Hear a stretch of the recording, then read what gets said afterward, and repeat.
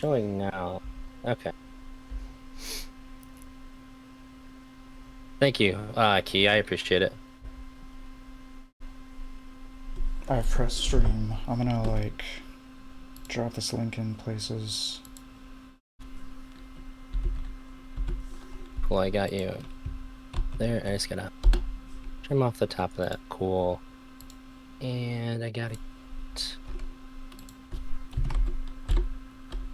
Unfortunately. I really need to start popping those out.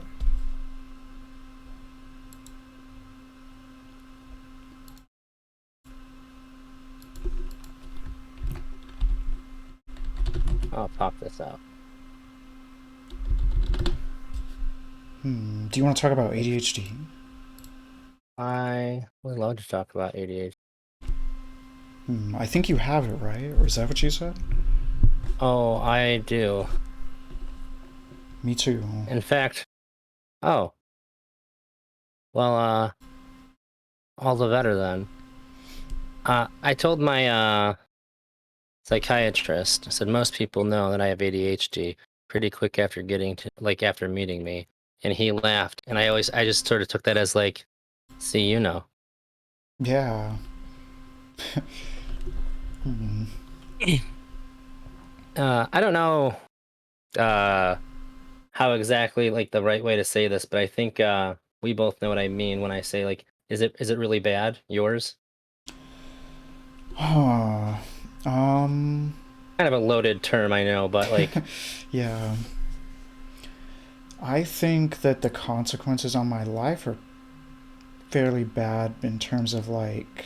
Um, I think I tend to make decisions that are like. I don't know. It's kind of tricky. Like I'm clearly making decisions where I'm not getting like a lot of money and um, risky decisions and stuff. oh, sure. I also like it. Like I'm doing these things because I want to do it. Maybe that's the problem is that I even want to do it in the first place. Hmm. Maybe you can go into a little bit more detail for me. Just, paint the picture a little bit better. Yeah. I mean, it's kind of weird. Well, hmm. It's hard because some of it's like stuff that I'm like embarrassed of. I get that, and I've definitely revealed some things in the last couple days online. Uh, I'm just kind of like, yeah, that's a little bit embarrassing. Like I know for me, remembering to do like hygiene things, like shower and brush my teeth, were really hard before I started taking my medicine. Which is super fucking embarrassing to say. Or like, even like if I don't have to work, like even just like changing my clothes, it'll just go right over my fucking head. Yeah. And like, Yeah, I and do I'm stuff married like and that. shit. So like, damn. You'd think that I'd have a better handle on those things, but no. But taking my meds helps me remember that stuff. I don't take It's not even meds. like member. No. Are you really absent-minded? Well, I lose track of a lot of things. Like right now, there's somebody that is asking me to stream on Sunday, and I totally can. And I'm scared that it's not going to happen because he asked me right now as I'm getting on stream, and then it's like I won't be able to remember that. It'll just disappear. Sure. Um, Um, I and I neglect a say like, lot. you what? You neglect a lot of things. Yeah, Do you do it knowingly? So the way I halfway. describe it is like, it's like, do you say halfway? Yeah, yeah, Yeah. So like, it's like I'll be aware of a thing that I'm not doing, but it's like back here in my mind, and then sometimes I'll even try to bring it up, be like, no, I need to do this, just do this, and then like I'll like imagine myself doing it instead of doing it, and then I'll just end up doing something else and be like, the fuck? Oh, that happens a I lot. just wanted to Yeah. do that. Yeah, that's how it most often works for me. Actually forgetting things and like losing things that I need still like I haven't the meds didn't fix that part very well. But which is another problem. Do you misplace things a lot? You like use your car keys or your wallet a lot? I usually always like habitually place things in the same spot, but I'm really disorganized. So like, oh my gosh, here we go. Look. Oh god. I don't even want to show it. Um, but yeah, there's like mess and stuff. But I'll do weird things like, okay, recently this is an embarrassing one. I got really tired of like folding clothes, and I started just place them on the other side of the bed in like this lump, and then like Mm. I just do that. I don't know. One of the things that motivates people with ADHD to do things is urgency. So it seems like how important the thing is, how urgent it is, and how interesting it is. These are like the big factors that like lets you just like do things. If you have ADHD, because the part of your brain that everybody else has, like I'm sure you know, executive function. Hmm. It doesn't work well for people with ADHD, and these are like sort of the things that the brain latches onto is like how urgent is it, how interesting is it, and how I don't think important is. There's like three criteria. Oh my god, now I'm dropping it. Hey, what's up? Hmm.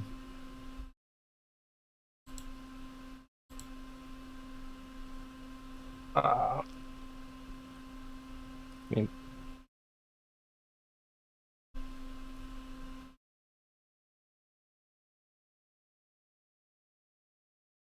okay, I'm back. Hey, Josh.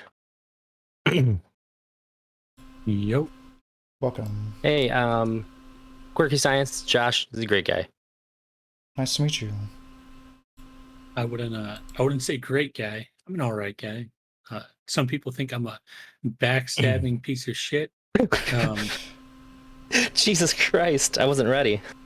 yeah, but I just got I just got a message about that yesterday.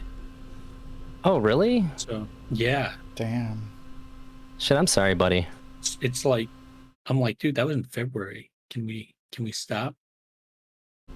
But it is what it is. But no. You were going on about the three criteria. Yeah. Urgency, interest, and something else. Drawing a blank. Hmm.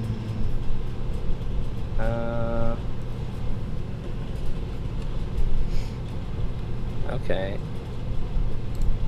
Ah, God, I don't know. It'll come to me.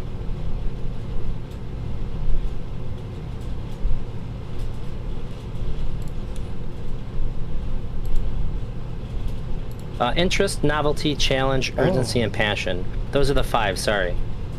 It's in cup. As, not remembering it all well. Yeah, interest, novelty, challenge, urgency, and passion. So if you're super interested in it, it's not that difficult. If it's like really new, if it's gonna push you to like get better, probably gonna do it. Urgency is like the one that I think is really easy to identify because if you have ADHD, you probably procrastinate a lot. At least I know I procrastinate a lot. I lost touch with the urgency sense. Like I used to have it, and now I feel like I don't. Oh. So like if it gets like the day before you have to do the thing, you don't like try to rush and do it. You're just like, I guess I'll just let it go. Okay, so I think I'm better at doing most things now. So like I took medication for like most of my life, and then I stopped like 4 or 5 years ago, and then I sort of like I went to university and I didn't do that badly, but I don't know. I think there's like a lot of context there. Like I still did other things badly. Like right now my car is destroyed because I didn't put oil in it. So, Oh, yeah. But I got good grades in university finally. So, Well, was it challenging or were you passionate about? yes, I was definitely passionate about it. Checks out. Yeah, I kind of like sculpted my whole life with just doing things that I'm like really interested in now. Like that's my way of like treating it, I guess. Instead of the medication, I'm like succumbing to all of the problems or something. Sure. How's that? So like we say succumbing to all the problems. What do you mean? Um, I used to do things like if I don't know, I would like have trouble cleaning stuff, like my room, and I would sit there and get like really depressed. Like I would stop myself from playing games or doing anything hedonistic, and then I would just kind of be like, you can't do that until you're finished. But then like I would just sit there and be like laying in bed depressed, and I decided like now to just like, I don't know, because I think some of that, I think it's like I don't know, I think I also get depressed, so like sometimes it's like the reason I can't do those things is partly because I'm, like I actually have to be hedonistic and just like fulfill what I'm craving, and then I'll feel a little bit better maybe. And I don't know actually. I still have problems like cleaning and stuff, but I just don't guilt myself. Like I don't destroy myself over it. Like it becomes this expanding disease if I do that. Sure. It seems like you're really aware of it. Yeah, I think so. Um, so everybody here has ADHD, which is interesting. Big fucking. And I know Josh and I have talked about the procrastination thing. I know you're a fan of that method of coping with it. So I'm really curious then. Since you went to university and your name's Quirky Science, did you get a degree in science? I have a bachelor's degree in psychology. Oh, interesting. Okay. So that's even more interesting then. Do you think it makes it easier or harder for you to tell how much your ADHD messes with you? I mean, it's like, so like, okay, one of the weird things is that when I was on the medication, I feel like certain aspects were worse. Like I was really good at certain things, but like every time it wore off, I would like be a lot worse. But I don't know, like It'd be a lot of what? like every time the meds would wear off, well, so there'd be like cycles where I'd be like on it for like 2 months, then I would get too used to it, and then I'd be like really bad. And now though, like I never get to the, like on Adderall, I would get to the point where I couldn't read, and now I'm like never at that point. Like I feel like, I don't know, I think I started taking care of myself more, and like I think sleep is especially like the biggest thing that seemed to matter. But I still have like a lot of like, okay, wait, this wasn't the answer to the question though. Oh, you said, does it make me more self-aware? Or Yeah, like less? does it make you more aware of like how much it's impacting you? Because I think that if you have a degree in psychology, it might be easier for you to dismiss things. Whoa. Say, well, it's not that, because like I know me and I know like this and this, so it's probably just these things instead of it actually like being my ADHD. It's rather like these other things that I can sort of like work into my view of myself.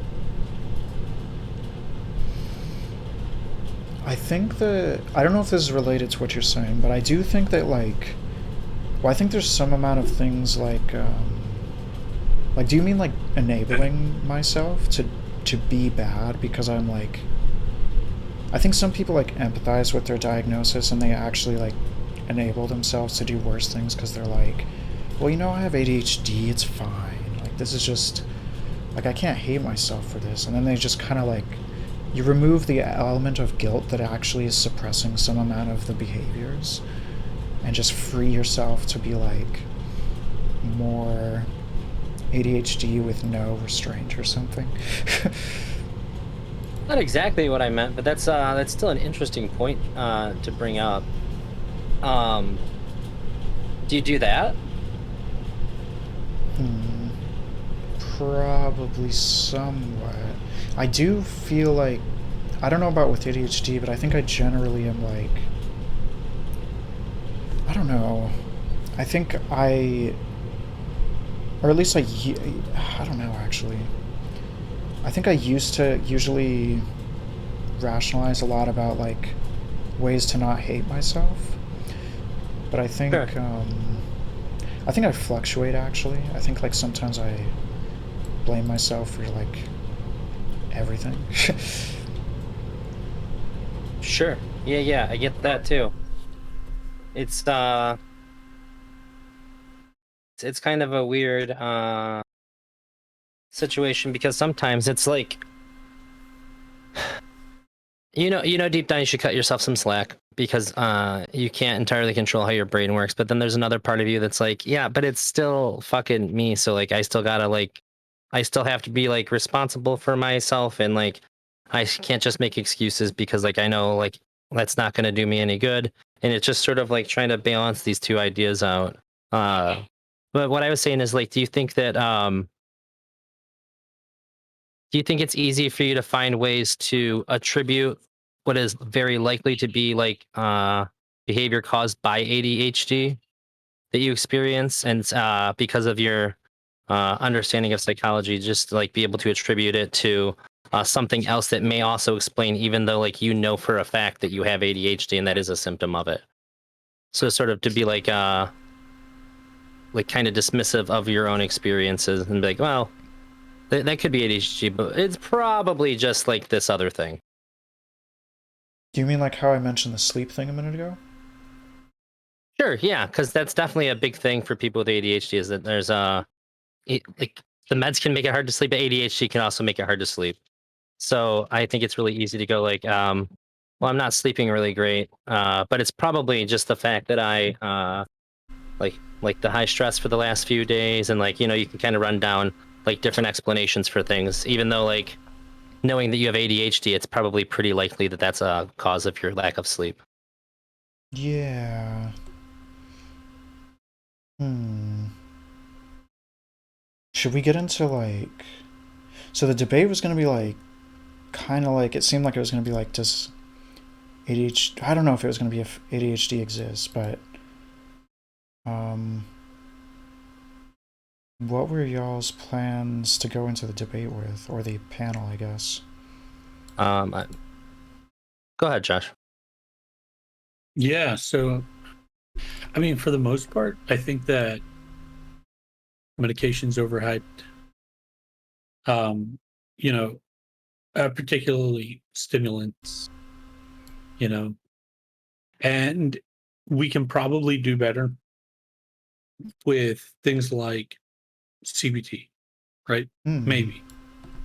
Because the current studies on CBT, for example, and ADHD, in particular, ADHD focused CBT, those studies are done with medication, but not, I don't know if it's stimulants or non stimulants. I don't know if they go into that, but it's usually, uh, you know, people who are medicated undergoing the CBT, and then the CBT helping them manage their ADHD symptoms. Because I mean, I don't know about y'all, but even with medication, even with Adderall, for example, I'm still like mostly fine.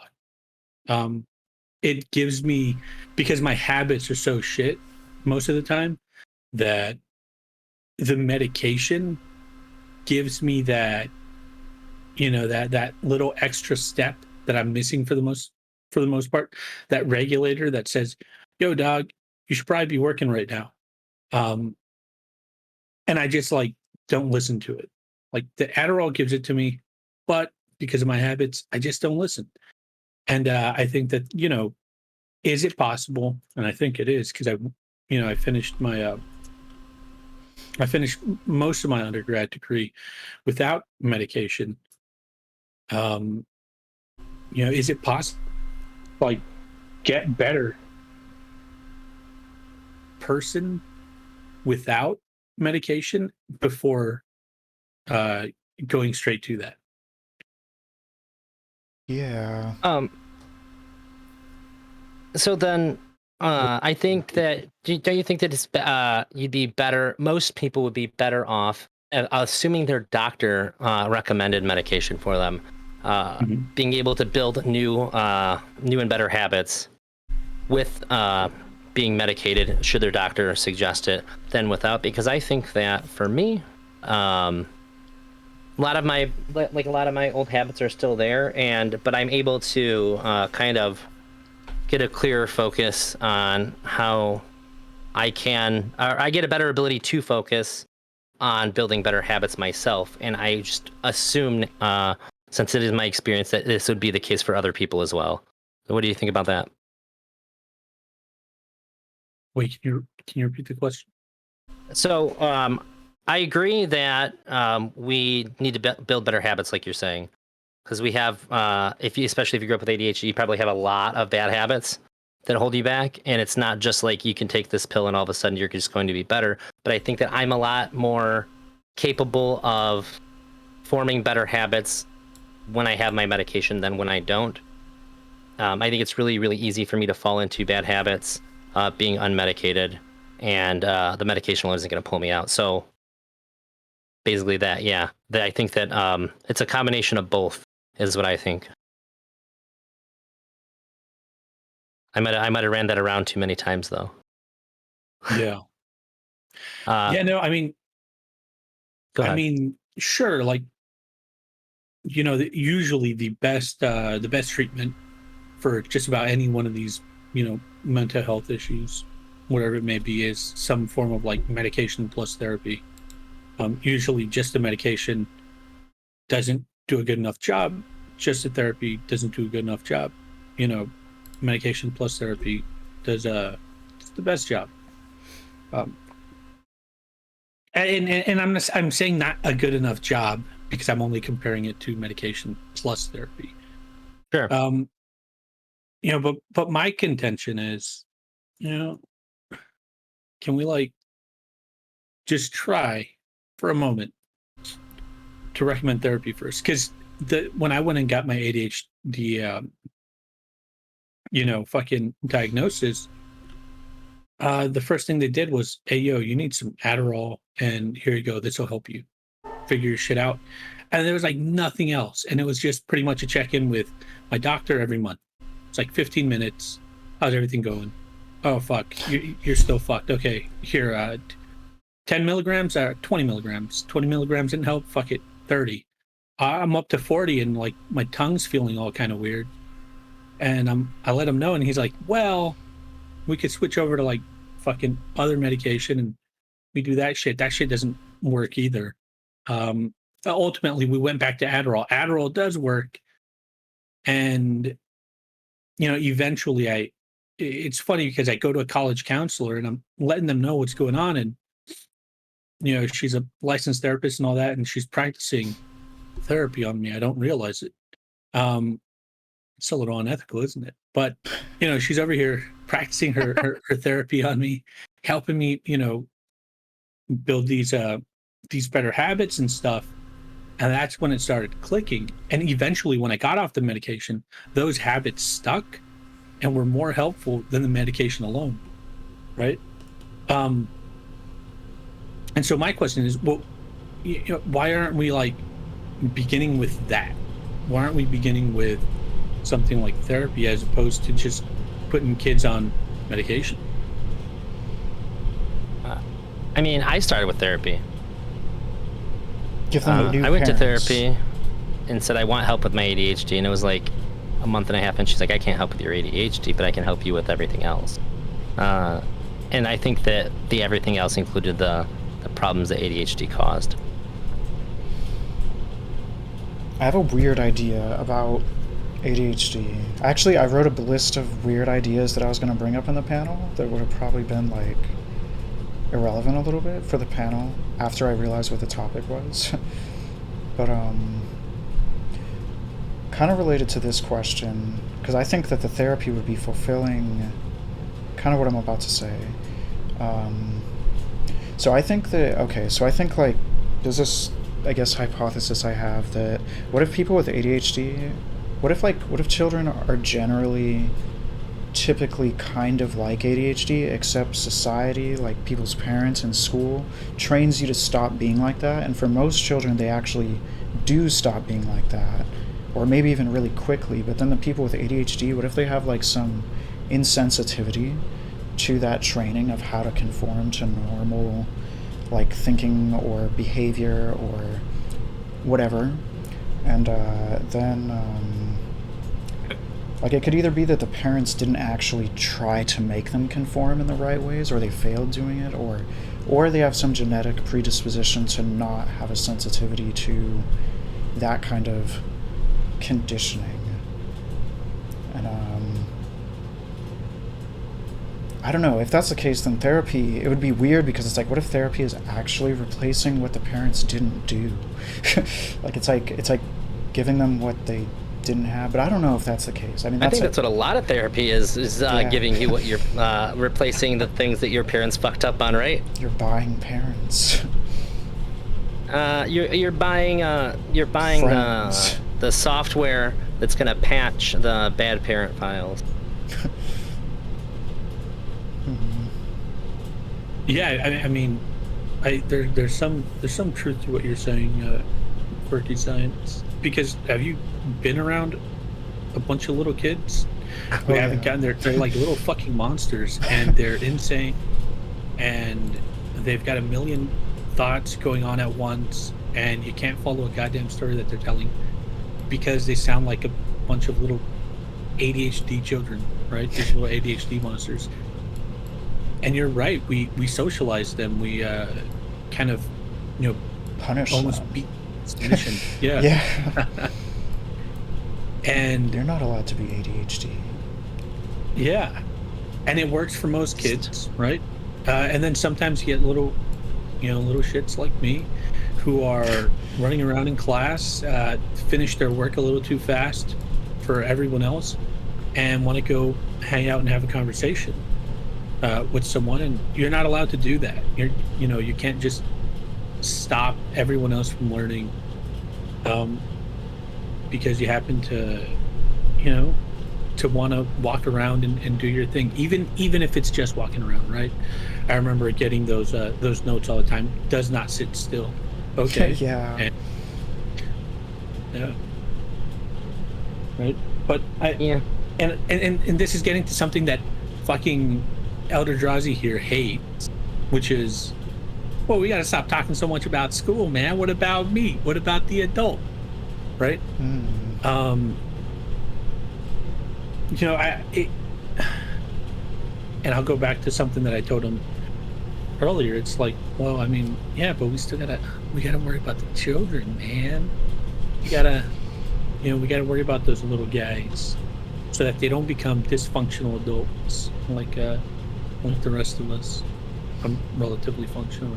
Y'all seem relatively functional, so. Yeah, fair, I'm no medicated. way. I'm functional in some ways. It's not that I don't care about kids with ADHD. I just don't like the entire rhetoric being shaped around children in school, because Yeah. it shapes the idea of like what ADHD is like your inability to do good in school, and that's not what it is, and it can be very frustrating when that's the rhetoric that's always going around.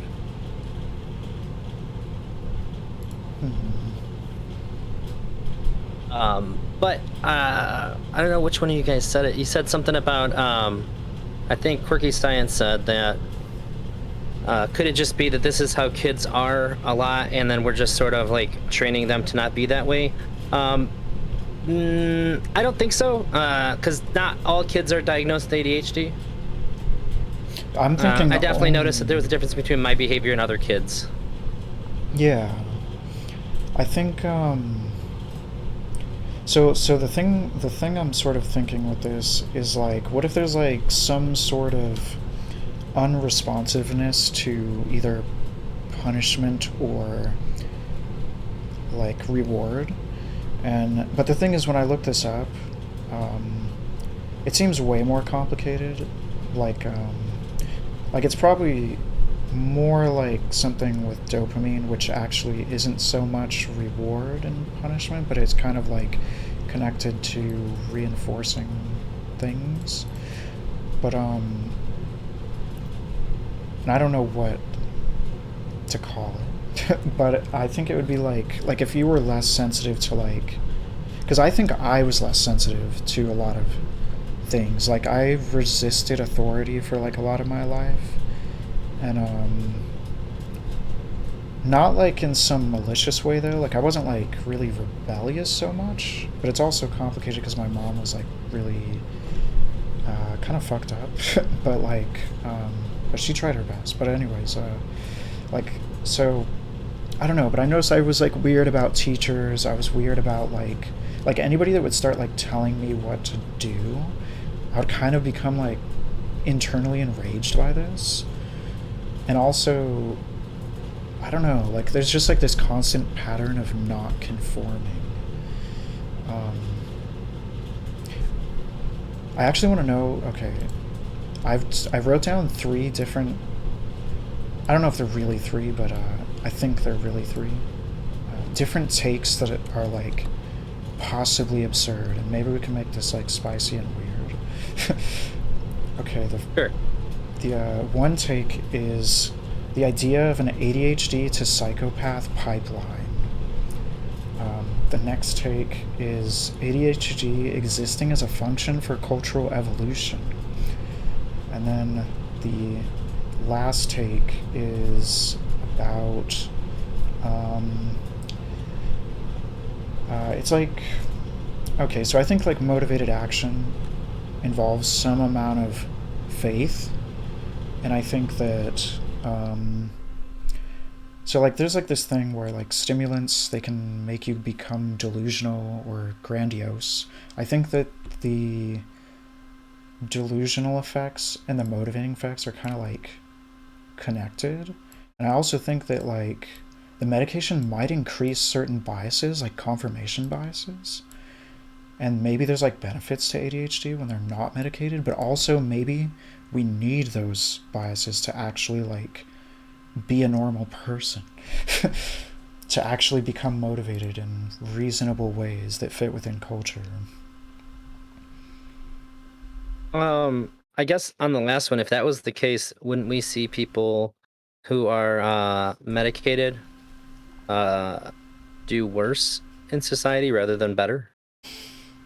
I don't think so. I think that, well, it depends probably on how much. I think that, so kind of the idea is that there might actually be a benefit to being like okay, so the way I think there's like a spectrum where like you could be like totally solipsistic and say I don't really know if other people exist. They could just be like philosophical zombies. Maybe they're all like AI. Sure. And that could be like I obviously don't have evidence in like that anybody else is human. I just kind of like trust it because it seems like the best way to function. And then you can get to like starting your car. Like you think your car is probably going to start, but that doesn't mean it actually is going to start. It could totally just True. not start. And that's like, so that's like some amount of like faith basically. And but there's Yeah, very yeah, of low course. effort. And then like once it comes to like doing homework though, it's kind of like now you're like inflicting pain on yourself at the hope that this is going to actually bring you something good in life. And you probably have these experiences where like last year it went totally fucked up. And now you're like, okay, I'm going to hurt myself right now so that I can like make do what society wants me to do. And and then you can keep going to where it's like pure grandiosity, where you're like, so it's kind of like I see. I'm kind of doing this disorganized. I'm sorry. You're Um, good. I it's think I'm like following you, Josh. Yeah, I'm following. So there's like so we kind of talk about like instant gratification. That's kind of related to this. I think instant gratification, it's not about the time that it takes to get the reward so much, but I think that anything that you can get a fast reward out of, it's like, it's probably something really straightforward. Like you press a button and you like that's so low effort. And I think when it comes to long term, it's like, I think the gamble level like basically increases. Like you're going from like just a simple one step thing to like 100 steps, and then you're like you have no idea what all the steps are, and you're supposed to just go with it. Like any of those steps could just be a roadblock, and then you'll just be fucked, and all that stuff you did, all that stuff you worked on, you'd just be fucked. And like I feel I like think that's. this. You think it's what? I think that what you're talking about is like not being able to see like the future gains and like seeing how it applies to you. I think that's a normal human experience. Yeah. Yeah, I think people have faith. That's where I'm going with it. I think people decide, like, I don't know where it's going to go. I can't see the future, but I'm just going to trust in it. And I think, like, if you push that all the way up the spectrum, I think you'd get to a point where you're like, you know, I don't know how I'm going to be the president, or I don't know how I'm going to get to the moon, but I'm just going to trust it. And then you're, like, basically entering, like, delusion territory or grandiosity. Or you can be like, I think I'm God, but I don't need evidence. I just feel it. I trust it. And yeah. I think that might be two different things. I don't know if that's inherently tied into ADHD or not. It sounds like you're talking about some kind of like there's like an element of narcissism in what you're talking about. Kinda. Because it's like on paper you're describing narcissism. And I know Yeah. Josh has to dip soon. What do you think about that, Josh? Does that tie in with like what you know about ADHD? And although I will say that there's an overlap between like narcissism and ADHD. Yeah. Shit. Actually, I'm literally getting tons of messages from my dude. Yeah.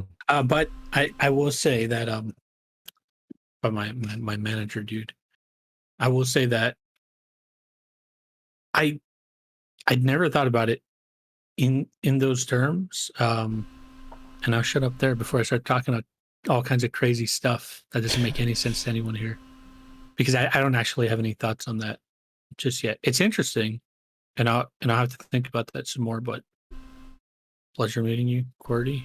Yeah, if you want to go on like a stream one day, Yeah. you are welcome. We can like chat the idea up or whatever. Yeah, for sure. I'll go ahead and take a look at this again. That way I can keep those ideas fresh in mind. But y'all take care. Yeah, you too, Josh. Nice meeting you. Have a good one.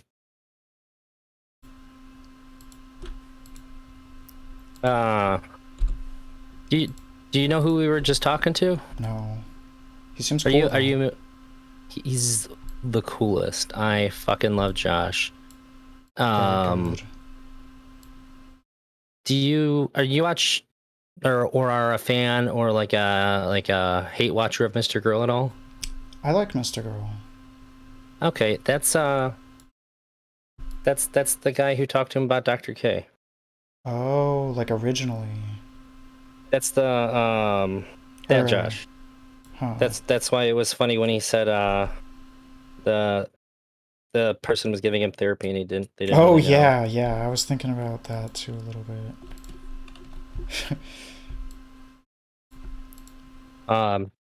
And like people being shitty to him. Yeah, so I think that what you described definitely comes across more to me as like these are ideas that I tie to narcissism, which isn't an inherently bad thing. I'm not saying like narcissistic personality disorder per se. But yeah, I think but well, two parts of it. The ideas of like being really grandiose and such, that's like narcissism. But then Yeah. the other thing, just not being able to understand how good the reward is. That's like why we don't face global warming, right? That's why we don't do anything about like pending global economic crisis. It's just because like we just don't want to do the stuff it takes today for like 5, 10 years, 20 years, 30 years, 40 years from now to reap the benefits. That's just kind of how humans are. I don't We're know if that's fucked. inherently tied to ADHD, I but maybe think you have an it's insight that says otherwise. okay, so I think of it as basically like a spectrum where like well, I think that humans basically whatever society they've built, it's built by a lot of them, so it's probably like catering to enough people that it actually is like supported enough to exist or something. Assuming like I mean that's like way oversimplified, but I think like for the ADHD people, I think they just have less of a like I think a normal person would probably see like long-term goals and feel like they will just go with it and feel fine, but I feel like at least in my case especially, I feel like I look at long-term things and it feels so like vague, and like the way I see it is like this is almost like not even realistic, even though it'll be like something really tangible. Like it could be something like getting some job or something, and I'll think it's like this hazy weird, like this is like a fantasy, like why am I entertaining this? Like I won't think literally, like I won't talk to myself like that, but it Mm-hmm. feels like that, if that makes sense. And with the thing you said about narcissism, actually that's pretty connected to like well, let me think. Never mind. No, it's not. It's not. Um, you say it's like kind of hazy. Are you saying like unmedicated ADHD presents the symptom of having a hard time of ascribing value to future events more than like a neurotypical person? Yes, and I'm sort of trying to make an explanation for why. Okay, because I know the risk reward part of the brain is fucked. hmm Yeah, go ahead, lay it on me. Well, I'll give you an example. Okay, so like, I freak out about like applying to jobs, and I decided to go live off of like just like saved up money, and Mm. then I also did a thing like I literally wrote a book, and that's like a huge long-term project. But then when I think Yeah. of like something like I don't know, like for some reason like the idea of like an actual job, it seems like way more hazy, but then the book is like there's no barriers. Like the only barrier is me like deciding not to do it or something. Or I mean other barriers like if I run out of time. but Sure. but it's kind of straightforward in a way. And it's still long term though. Yeah, real job is complex. It has a lot of moving pieces, a lot of moving parts. There's social interaction that you have to deal with. There's a lot of times customer interactions. There's problem solvings with like many different deadlines for tasks. And they're unknowns usually. True. There are usually a lot of unknowns as well. I think it's the unknown. That's kind of a big part of it, I think. Like I think that normal people have a lot more faith when it comes to the unknowns, but I think with ADHD, I feel like for me, I feel like it works better if I can clearly have like total control or see what's going on, which probably that's good for everybody. But I think it's just it's difficult for me to kind of I don't know. Maybe this I idea think I kind of is freak out when I don't know something. It freaks me out. hmm, Like if somebody's trying to get me to agree to something, or if I have an agreement with somebody and something's not the way I thought it was, even if there's nothing malicious, like I really freak the fuck out about it. hmm. I have to have a good handle on what I'm talking about and what's being talked about. Otherwise, I'm just like totally like not like okay. I'm not doing that right now, Uh, right? no. I'm just saying like that's the closest thing that I can sort of relate to what you're describing. is just that feeling of just not having a clear sense of what's going on. And I don't know if I've ever really considered this being an ADHD thing or not, but it certainly could be. Like if somebody's talking to me and they lose me on a point, we're not going anywhere. I'm not hearing a single word you're saying until we go back and I understand. Like I have to have like a linear like visual story that I'm creating in my head for what you're saying. And if this part's gone, like this is where it stops. You're talking past that means fuck all to me, because all I'm thinking about is like, what the hell are they talking about here? And like I might as well be able to like my ears might as well just not be working, because all I can focus on is like how what you said didn't make any sense to me in the like first 5 minutes. Yeah. And if you're kind of hitting on that, then I understand that, and I can see how that can be like an engagement of like the ADHD, because I think like the inability to focus might not necessarily just be like always centered around the idea that like I just like can't full stop period engage, but it might just be that I have rules that my brain makes me follow, or like my brain has rules that it has, and if they're not followed, like it's just not going to work. Is that kind of related to what you're talking about, or am I like way off base here? It's actually hard for me to know. It's kind of like it's possible that it's related. Okay.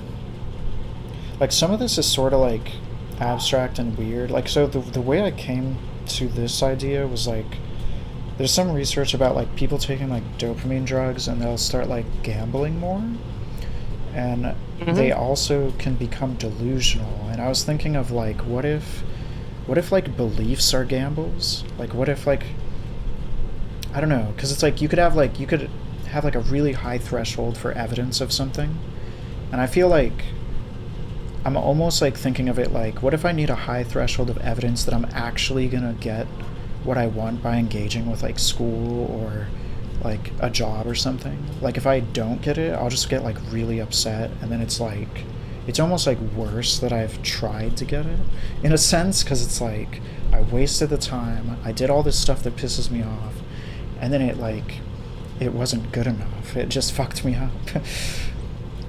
And I don't know, what do you think of that? It's like kind of like the gambling thing. I think that's a universal experience, if I'm being honest. I feel think like so too. We all have that. I think it's more an ADHD. I think so. So what I think, it's almost like how, well, let me think. I don't know. Why do you think that would be?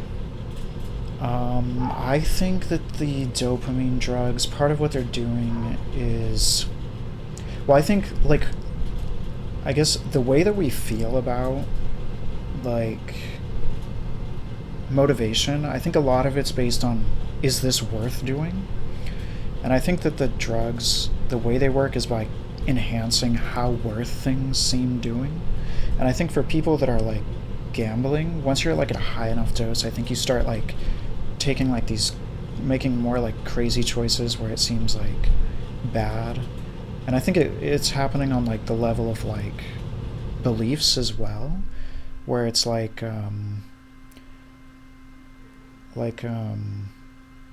don't know, like I sort of think like the opposite end, because like I'm trying to make sense of like why is it that the drug that can treat ADHD also can produce like psychotic symptoms. Like why is it like first it's like treating ADHD, then you keep going and it's like now this other thing starts emerging, and like how does that thing connect to like why is that, how is the same drug having both of those effects?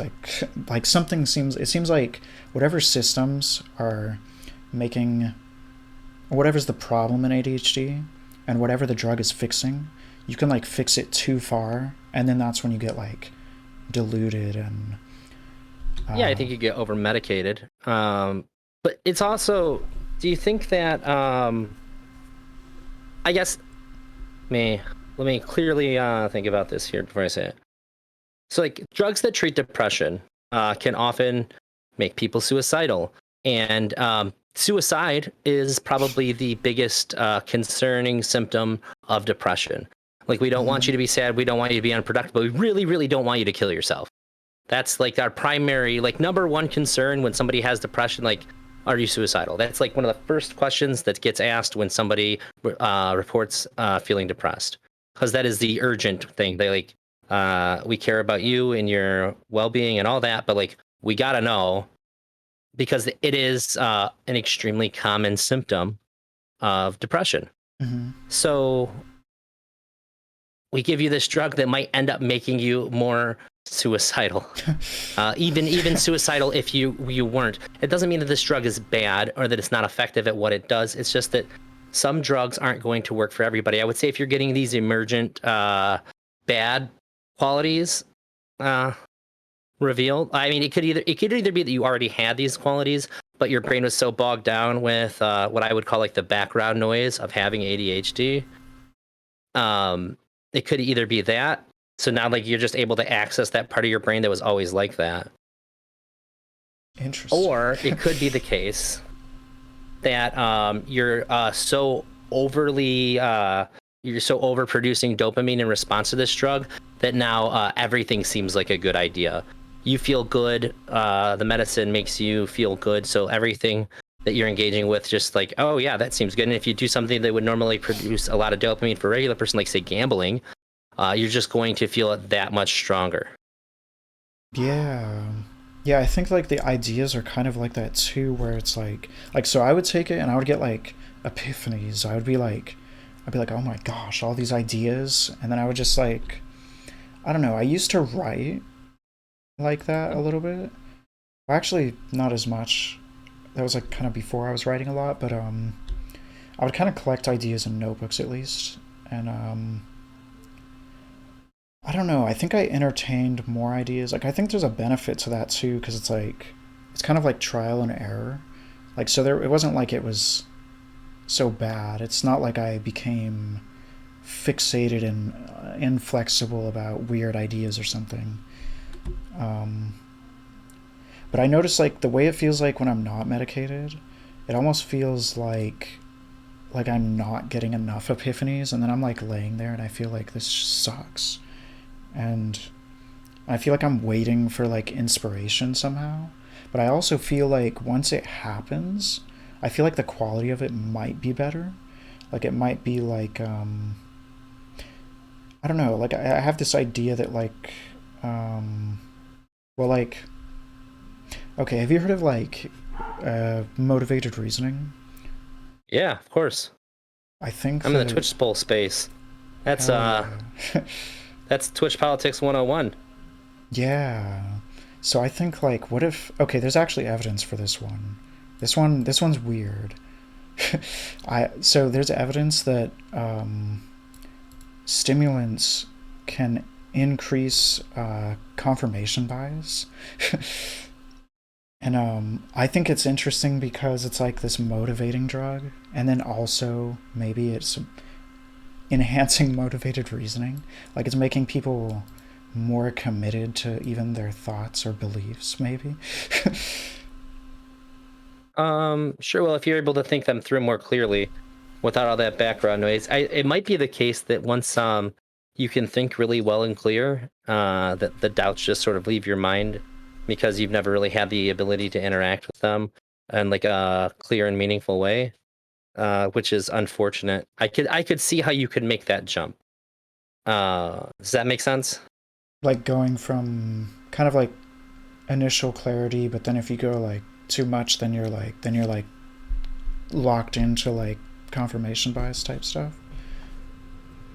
Yeah, because you're like, oh, I could never really get my thoughts together, but now that I do, now like you're just convinced that everything makes sense because your brain works so much better. that you're not really trying to challenge your thought processes, because you're like, that part's over with, I don't have to do that anymore. I think that these are things that should definitely be addressed to your doctor when you start taking medication to experience them. So like me, I'm like a hardcore nerd, and I'm never anywhere in my house without much of oh shit, that's right below, and well, I always have a notebook, and I write things down a lot, because one, I'm forgetful, and two, it's really good to have that thought really clear. And if I think I have a really big idea, I'll write it down and I'll revisit it later and still think if I think it's a good idea later. And when I started taking my meds, I wrote down everything, because I wanted to make sure we got it right. I wanted to come back to my doctor and say, all right, so this is how I've been feeling. These are how I've been experiencing. This was what was going on. And it's like, is this right? Is this how things should be going? I think that if you get on meds because like somebody pushes you to, or like you just have like this vague idea of like, I want to be like everybody else, or I want to be not so different, or something like that, it's going to be really, really easy to fall into like a trap of not thinking about things. And I think that if you go in with the reason that you're going to get treatment is that you want to get better, and this is like really important to you, and you're going to approach it on that, I think you're going to be a lot more likely to get those positive benefits, because you're going to start going like, okay, I'm starting to feel a little bit weird, I need to talk to my doctor about this. Not just like, oh, okay, like this is weird, but like I like it, so like I don't really need to bring this up. Like, what if it's a problem? I think that people are gonna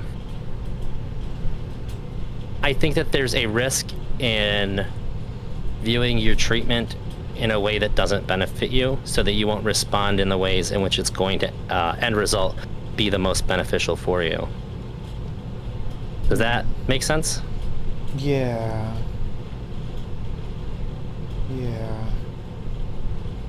That's kind of what my fear is when we're talking about those kinds of things.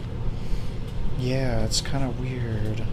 Like, oh, I should also mention, I think that this type of, like, if there's like a spectrum of kind of like,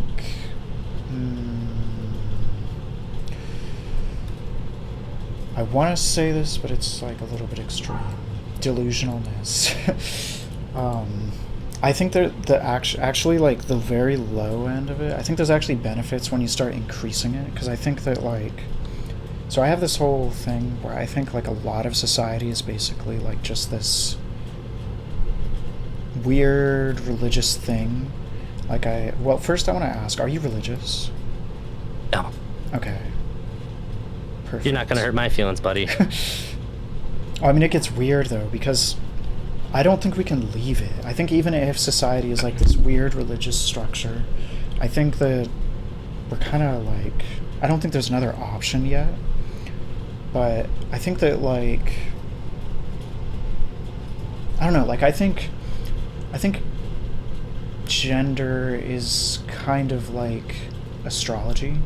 I think it's like a personality type that people are like deciding it's related to their sex, and I think that it's also weird because like the correlations of like behavior to sex, they're also going to be influenced by the cultural incentives that are like telling you that you're supposed to be a man or whatever, like, or that you're not doing and I'm non-binary. Oh, you are? I don't even believe in gender. Yeah, I don't believe in gender at all. I think it's all performative social stuff that we just sort of decided like maps onto like your genitals and like the hormones that you have, therefore you must act this way. I think it's a bunch of nonsense. Yeah. And I always have, even when I was a kid. It seemed like a game that adults played.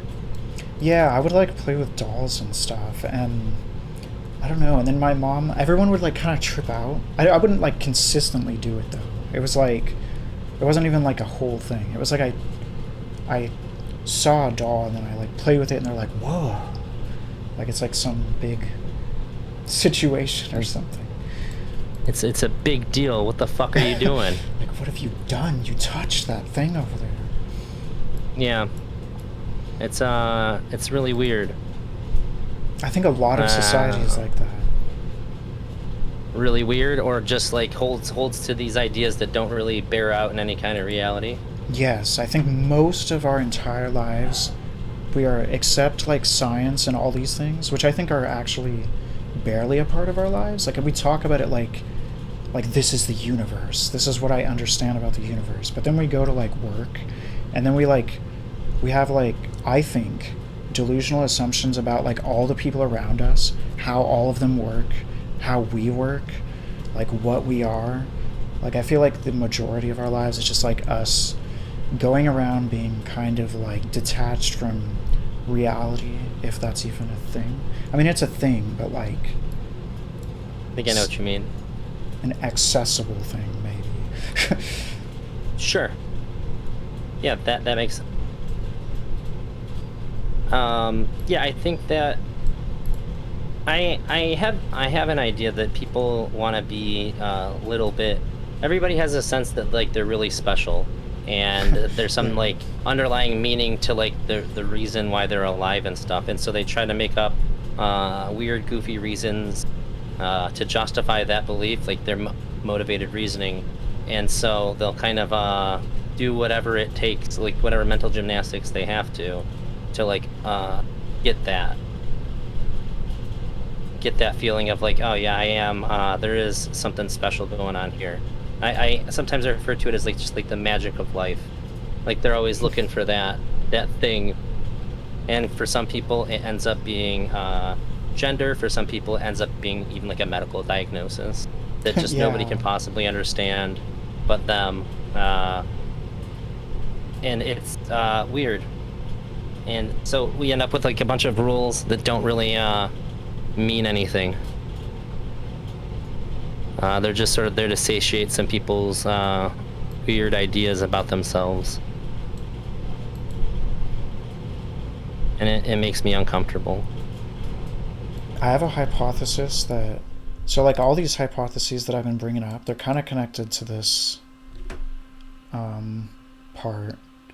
I sort of think that, so I kind of have this idea that like, what if some people, and I think it's ADHD people, maybe, what if some people are born and they're somehow, and I don't know what specifically is different yet, but they are somehow less prone to uh, just falling into those cultural rule sets. Like when you said the gender thing, that you thought about it since you were young, I was just Yeah, kind and it of just seems like, like people are yeah. making stuff up. Yeah. And I think like, what if people with maybe ADHD, we could go further and make it even more uncomfortable and say, what if it's like especially psychopaths that are not as sensitive to the whole rule set of everything? Uh-huh. I sort of think ADHD is like, so they are correlated, like antisocial personality and ADHD. Sure. Um, Especially oppositional defiant disorder or like conduct disorder is really high for the children with ADHD. And then those two things are correlated more with psychopathy. But then like the people in prison, there's like a really high rate of ADHD. And like I think when we're young, part of it is like, so like if we think of it in terms of like non-conformity or like some problem with one's capacity to just easily conform, Mhm. I think that there's like a lot of things that will play out weird once that happens. Like if you think of the ADHD child, since they're like not doing what they're supposed to be doing, they're going to be punished for that. So they're going to experience more punishment than other people probably.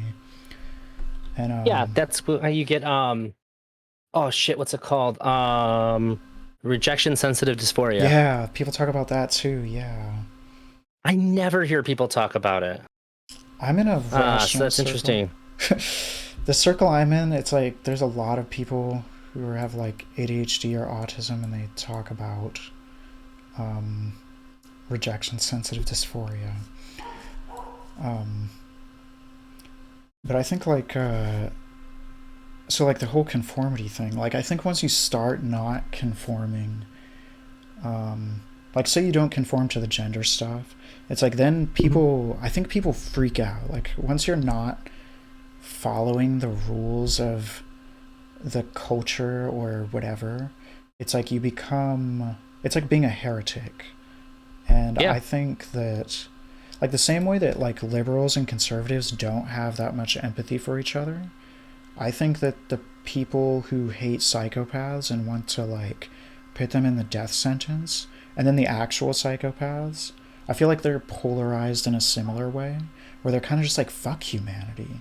Like, why should I care about them? I'm just going to try to be happy and use the fuck out of them. Like, they rejected me my whole life. Like, I feel like stuff like that happens. And, Sure. I think ADHD people are more likely to experience a kind of, so like when I said that ADHD, it's a psychopathy pipeline, that's basically what I mean. Is like what if like ADHD is actually like non-evil psychopathy or something, and then like psychopathy is like evil ADHD or some weird shit. Maybe not literally, but Well, to be fair, to your point, ADHD is like a neurological disorder. The brain isn't working the way that it should. yeah. But I guess, like, don't we usually quantify psychopathy? Like, isn't one of like the key features like lack of empathy? Yes. That's I don't related see to that to be my experience. The other metrics that we use would typically be, oh come on! I clicked the graph and then the graph goes away for in lieu of the study. Come on now. All right, I'll go back to where it's tiny. We got like stress, social problems, egoism, like acting cold or like disconnected, which would be like a lack of empathy. Carefree, like just like not caring about anything outside of themselves, not exhibiting like healthy amounts of fear, and then we're like rebelling against societal norms. But I think that like my explanation for a lot of these things is that like people with ADHD tend to rebel against things a lot because it's hard to understand why things are like expected.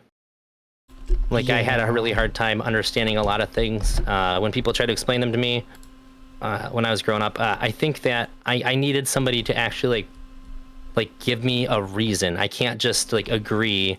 Like one of the big things for me was people would always say you should respect your elders. I'm like, why though? They're I assholes. know, right? Like, why do I have to like respect is a two-way? But they'd also say respect is a two-way street, and to me that made perfect sense. Somebody's good to you, you be good back to them. If somebody's shitty and rude to me and dismissive of me, like, why should I not return that? Yeah. And I don't think that you should respect your elders, but I do think that you should respect people that, even if they're not super respectful to you. I have a different opinion of that than I did when I was a kid now. But that took a long time and a lot of different kinds of understandings coming together for me to get to that point. Oh, I think that... What's that?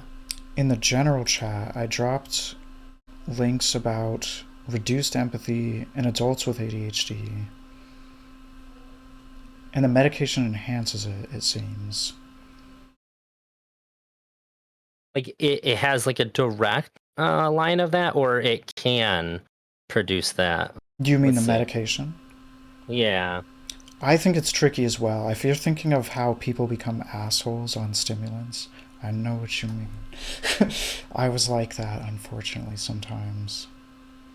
I think that I'm significantly more empathetic and compassionate with my medication. That's good. Because I can interpret what people are saying to me better. I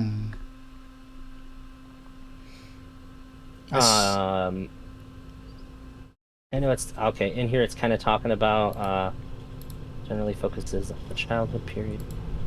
Okay, yeah. Oh wait. Do we have an abstract here? Here we go.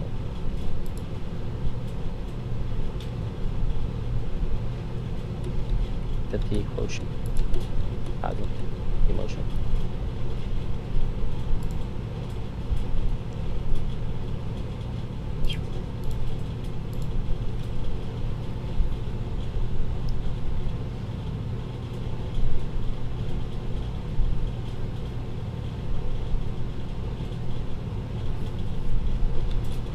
Does this say that they are medicated in this?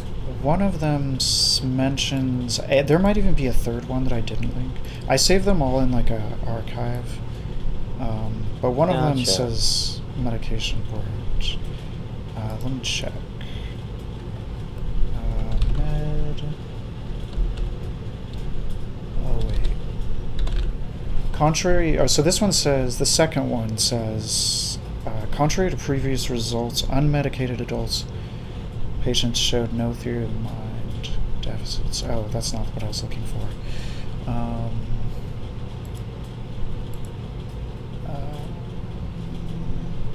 I'm gonna check the first one. There might be a third one. One of them mentions like methylphenidate or something. Okay. Interesting. I could just be wrong. What if I'm wrong? I should gaslight myself now. Because I could definitely see people just having ADHD having less empathy because RSD. Yeah. Oh, you know, I think that's a huge thing with narcissism is that I think people with narcissism have like trauma from being criticized, and now they're like stuck being like kind of like either defensive or polarized or trying to win everybody. Yeah, so yeah, RSV takes you in one or the other direction. Either you become a hardcore people pleaser or you become shut off from everybody. Oh, I didn't know about the people pleasing. That's interesting. Yeah, because if you think about it, if you're super afraid of people like outright rejecting you, you can get. In fact, I think that makes you even more empathetic. You're gonna start to really like, even if you don't notice it, you're gonna really start studying how people respond to things, so that way you kind of already have the answer before the problem comes up. Yeah. You're gonna keep that thing on you the whole time. Whenever something bad looks like it's gonna happen, you're like, oh no, it's fine, it's okay. You don't have to. You know, it's don't worry. Do you about do it. that? Oh yeah. Damn, me too. A little bit. Like if you ask somebody to do something and they have like the slightest hint of like thoughtfulness about it or hesitancy, you're like, nope, never mind, it's cool. I don't. Not a problem. I don't need the thing I talked about. Not a big deal. Even if it is a big deal, because the idea of like being a burden is so much worse than going without the thing that you're talking about. That's such a like... Whoa. The weird thing about this all is that people reject you because they're trying to control you and they're trying to make you stop getting what you want and do what they want.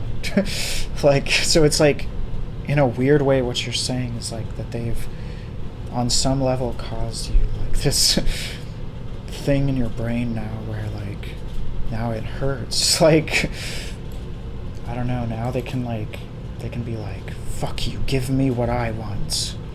Please me. No, I'm just kidding.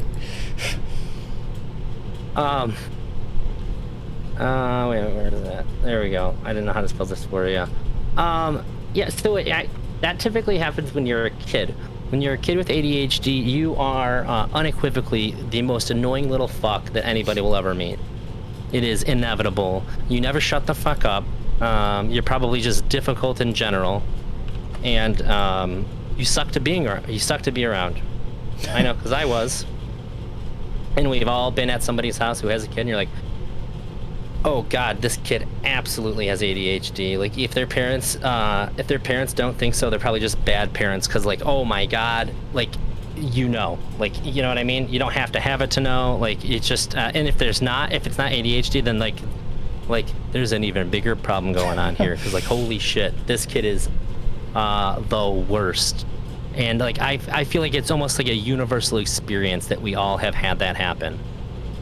And so, even if you're well-intentioned, eventually you're just gonna fucking have enough. Like, especially if you're the parent, you're probably just gonna be really, really short. And you're not, but as a kid, you're not gonna understand why people just like fucking hate you, because you're not doing anything. You know, you're like, what did I do? I just asked a question. Especially too, you're not gonna see all the things that came up before the person snaps. It's just gonna be like, oh, that thing that I just did that they're mad about. It's like if you're training a dog, you gotta catch them like right when the thing happens. Otherwise, they don't know what you're mad about. They just know that like you're mad now while they were just like taking a nap. Like if they shit on the floor and you wake them up, they happened an hour before. They have no idea that you're mad because they shit on the floor. They have no clue. So like you're just developing all these ideas. It's like, oh, it's just me. It's just me. I'm the bad thing. So you're gonna develop this idea of like, I guess I just need to figure out what makes people not hate me. Yeah. And sort of shape your identity around that. And it's rough. But I just think it's sort of like an inevitable outcome of just having such an abrasive like personality that's caused by brain not working right. Oh. Which is why I reject the idea that people with ADHD want to use it as or people with the diagnosis of ADHD want to use it as a crutch, because that shit don't work. People might feel bad for you. You have like a day or two of understanding before that shit goes right out the window. Like, yeah, okay, yeah, I know you have ADHD, but like, come the fuck on. That's like gonna be that's gonna be pretty consistent. I think it'd be really hard to convince me that that's not the case with almost everybody all the time. Yeah. Oh, I was gonna respond to the brain thing. There's something weird where like, so that idea where I said about earlier, I said I think like some amount of it is like kind of like all children might start kind of like ADHD. So kind of what Sure. I'm thinking is like, so people talk about the frontal lobe as being like one Sure. of the things. And so what I think might be happening partially is that the frontal lobe, what if it grows and develops in response to your experiences that are like being conditioned by your parents or whatever else, and then like the people who aren't being conditioned, either it's because some inherent problem, or that like I think it could even be like on the, let's say like a chemical level where it's like something is making you not responsive, and then you're just not stimulating growth even. Like it's just like you're basically just dismissing that aspect of reality potentially. Or it doesn't feel like it matters enough maybe even, or something, I don't know. But and what I'm saying is, so like I'll say like I don't think all children would be diagnosed with ADHD. I think it would be like this conditioning, I think it would start like right when you're born. Like it would be accumulating ever since like all periods of learning anything, like potty training, and like you would slowly just become conditioned into like society's soldier to be like the good boy or whatever. And like I think people with ADHD, they might be like perpetually behind in that respect, to where it's like just more obvious compared to everyone else. When you say behind, what do you mean? Behind in the sense that like being conditioned to conform to all of the shittiest parts about society, I guess. Sure. Now, to be fair, saying the shittiest parts of society is a little bit loaded, but I understand what you're saying. Do you actually? We should check. What do you think I mean by it? Just the things that most people would reject. Yeah. Well, I think most people if they were being like good faith, they would reject. Yeah, you mean like shitty jobs and paperwork or whatever? Yeah, or just just the things that nobody likes but we all put up with. It's like shitty jobs, bad relationships, just all the things that we don't like but we just sort of accept as like that's just life. What if people... Would that be right? Yeah, that's what I mean. Okay. What if people with ADHD, what if some of them, maybe not all of them, what if some of them are following the incentives that lead them to like program the people around them instead of complying with them? So like what if there's an element of like because it's so stressful, and because there's like some amount of reward that we'd get if we convince like let's say like other people to clean or like do whatever. Or like just to not clean and to just convince people to leave us alone and not bug us about it. Like what if there's like that incentive, like in that, like, I don't know, what if ADHD people chase situations in which people around them are enabling their ADHD? I think that's inevitable, right? You're Yeah. automatically going to seek out that which makes your life easier no matter what. So yeah, I think that's a byproduct of ADHD. Mm-hmm. Do you think that Because anything you struggle with, you're gonna like when somebody limps, they don't do it on purpose. It's just sort of like you just sort of figuring out this makes the leg not hurt so bad, you know? Yeah. Like nobody needs to teach you how to limp. You're just taking the pressure off the pain. I would see it as akin to that. Yeah. It's sort of like spooky. Like I feel like when I was hurled into like university, it was like super scary, but then I actually did change certain things. Um and I don't know, and that's kind of what kind of started to get me thinking about this. Like I started to worry, like what if I've been like making my life become like, obviously, yeah, just the least distressful, but also, or actually I wonder this about like people who are psychopaths too. That's like the more spooky topic. Like what if not serial killers necessarily, but like people who I think are like manipulating the shit out of everyone around them. I think they might be like just kind of enabling whatever they want to happen or getting what they want in a similar way. Yeah, I think it's hard to not do it without noticing it. Yeah. So when I was younger, I think like when I was like up to my early 20s, I realized that I was an extremely shitty, manipulative person, and that I also, I luckily was able to recognize it enough to say like, hey, I don't want to do this anymore.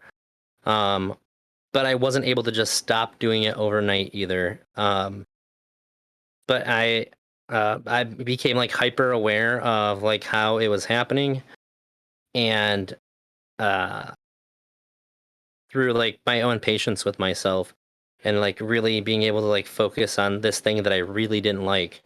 I stopped doing it, and now I kind of have this weird thing where like I overanalyze things a lot because I want to make sure that I'm not like accidentally manipulating Right? somebody. I do that too. And I worry about so I remember saying to my therapist too, like there's some things that I want to talk to like my wife about, but I don't know how to address it without like inherently feeling like I'm manipulating her. Yeah, that situation sucks. I know what that's like. That's like, Um, it's a trap. and she's like, "Well, how can the truth be manipulative?" I'm like, "Oh, it can be. It's If gonna you know how affect somebody's going to them. respond." Right. Yeah.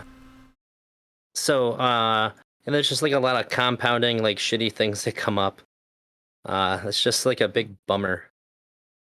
Yeah. And I don't really know how to like, I don't fully know how to circumvent that from happening. Which is scary. Yeah. I did one of my recent projects. It was called Agent of Chaos, and it's basically like it basically starts off like saying like I think I'm accidentally a naive innocent psychopath, and then it goes into like what you just described basically.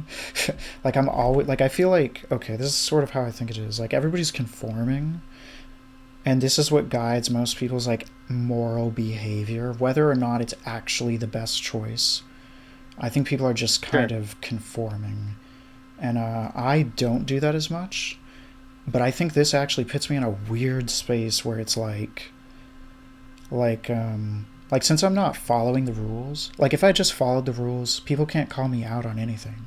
They would be hypocrites if they did that, unless it was someone that doesn't do it. But um, generally, like if there's like some conformist culture, if you conform to it, that just saves you, and it doesn't matter if that conformist culture is like horrifically wrong or right. They're just not. They're just gonna leave you alone.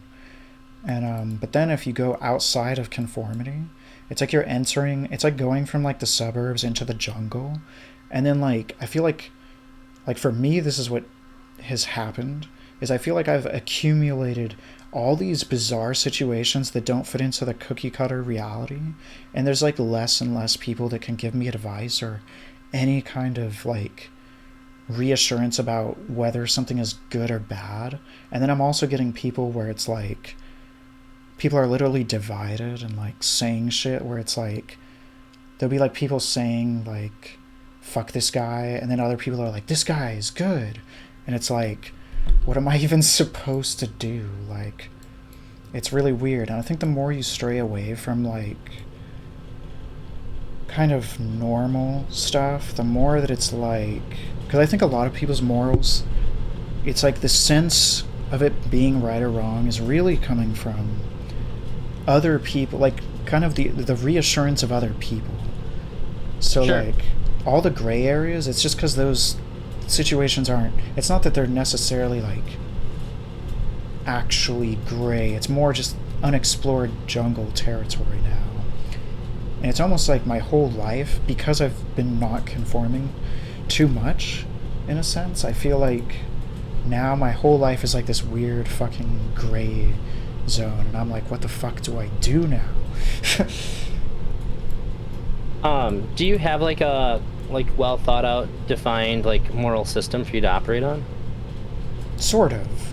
I go by don't harm people, I guess. But I think it's a little bit more vague than that, because like I'm okay if people want to engage in like BDSM, you know? Sure. Like, but mostly don't make people or maybe even animals feel like shit, I guess.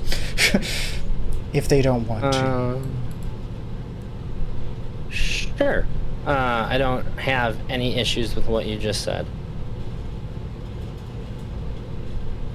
I guess the problem would be like once I start to like it's so, I feel like it's almost impossible to actually figure out a lot of situations. Like you can kind of use your judgment, but I feel like what if Hitler used his judgment? Like Right. I mean, yeah, that's what I'm saying. Like using your judgment isn't in a given situation isn't great. So like I'm a deontologist. I think that if I use my judgment in a situation, then I'm inevitably going to be a slave to like my biological imperatives or like social Yes. pressure. But I'm not going to be making really like it's not going to be me making my own decisions. It's going to be me sort of just being reactionary, and that would deprive me of my ability to freely make choices. So I've kind of laid out for myself my own framework for how I should behave in a given situation. And of course, it's not without tragedies. Of course, there's going to be times where I'm in a situation where I can't do the correct thing, in which case I think it's probably best to just take a utilitarian answer. If I don't have like if both things are bad, like if both things are against the rules or like make me abdicate my duty, I'll just go for the greatest good or the least harm kind of thing. But that's only if I can't adhere to the principle. So like, and I think it's all of it boils down to like my most foundational belief would be that to respect the autonomy of everything has the right to its own physical bodily autonomy, and I think almost everything extends from that. Which is why I don't eat animal products. I don't. Oh really? Yeah, I'm 100% vegan. Oh, based. I think. You hear that, Let's see, viewers? yeah, one. We're your enemy. No, I'm just kidding. Like 3 months away from my first year. I stopped eating pigs for a few months before that because I just found out how like aware and socially intelligent they are. Yeah, it's freaky. And it sort of spanned off of that. It is really freaky. They mourn their dead. They have like best friends. They can play video games. They're like little kids. My viewer just laughed. It's so funny. I knew it was gonna happen. It's so funny. Yeah, that vegan thing is pretty divisive. Yeah. People don't like that. So, like, it basically stems from all of that, and I think that any position that I hold, I can at least some way follow that path down to everything has the right to its own physical bodily autonomy. And maybe I mean, I certainly respect like the mental autonomy as well, but I think it's less important, probably.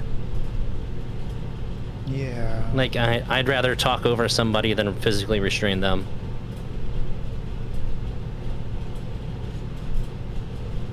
Trippy. So I think that helps me out a lot with like my gray areas. And I spend a lot of time reading and engaging with like philosophy and kind of challenging my ideas, just like internally, like sort of running thought experiments about my thoughts. And that helps me a lot eliminate those gray areas, because I think I would have a really hard time with them if I was confronted with having like a lot of like internal gray areas, like you're describing. I think so. For most decisions, I don't really feel like, I don't think about this like so much, but it's when it comes to social stuff. So kind of like the focus of that whole project where I was like questioning if I'm accidentally a psychopath it was like, Sure. I don't know, like okay, so recently I had two groups, social groups, and like in a very short span of time, one of them like got like crazy as fuck, and then the next one also got crazy as fuck, and I don't know, it's like Crazy as fuck. yeah. I don't know, like, so in the first group, there's like someone who's my close friend, and I'm less close to everyone in the group, and in the end of all this drama, Wait, less than who? wait, say it again? You said I'm less close to everyone in this group, less close than you were prior, or less close than everybody else is together? Like you're like the new guy, sort of the outsider in the group? Like, what do you mean? I would say I was an outsider, but also I meant compared to my friend. And Okay. my friend ended up leaving the group after like 2 years of peace, and I think it's partially my fault. Like, I had this crazy debate, and it was just like super heated, and I mean, it was like playful too. Like, in my eyes, it's just like, it was sort of like fun, but also like overwhelming. But in the end, like, someone else that was like hiding their feelings in the group for like probably years brought up how they feel like they can't really bring up their interests without feeling like they're going to be like attacked or criticized in the same way that I was defending against. And then I feel like I basically just flipped the social norms, and maybe that's a good thing on some level, but also now it's like, because like my problem with this though is that like no social group is going to have the right stuff, and also there is a benefit in just having harmony, even if it's like this weird diluted Abstract. peacefulness. Yeah. Like, even if it's like Sure. fake or based on lies, like maybe I should be protecting people, because it's like, what am I gonna do, go around and like destroy all these like social bubbles until like everybody's just like fucking alone and like hates each other? Or, like, I mean, that's not what happened. Yeah, what's the end goal? Yeah. Yeah, but I mean, it's worth examining, like, what am I actually trying to do here? I was having ADHD symptoms, impulsively fighting. It do be like that sometimes. Yeah.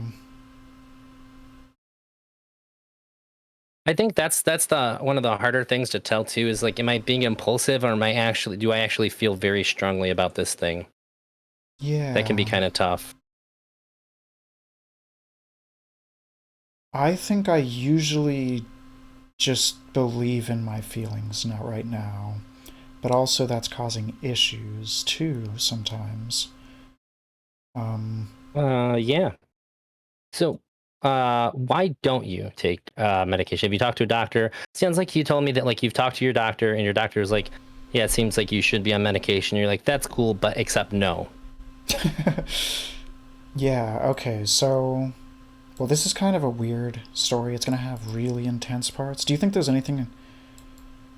I don't think it will. Can I talk about like drugs, you think, on here, or what? Not like, I'm not gonna be super Uh, specific or anything. Yeah, I mean, I don't care. You can talk about drugs. Just don't endorse them. Okay. Just don't endorse the use of legal drugs. I think as long as you use past tense, it's probably fine. Yes. And if not, I guess I'll find out. I think one way we can deal with this is if we see anybody in the chats talking about drugs later, we're gonna call the FBI on you. No, I'm just kidding. But I did crazy stuff. Like, so I would like see a psychiatrist. I started to think that I might have bipolar mildly.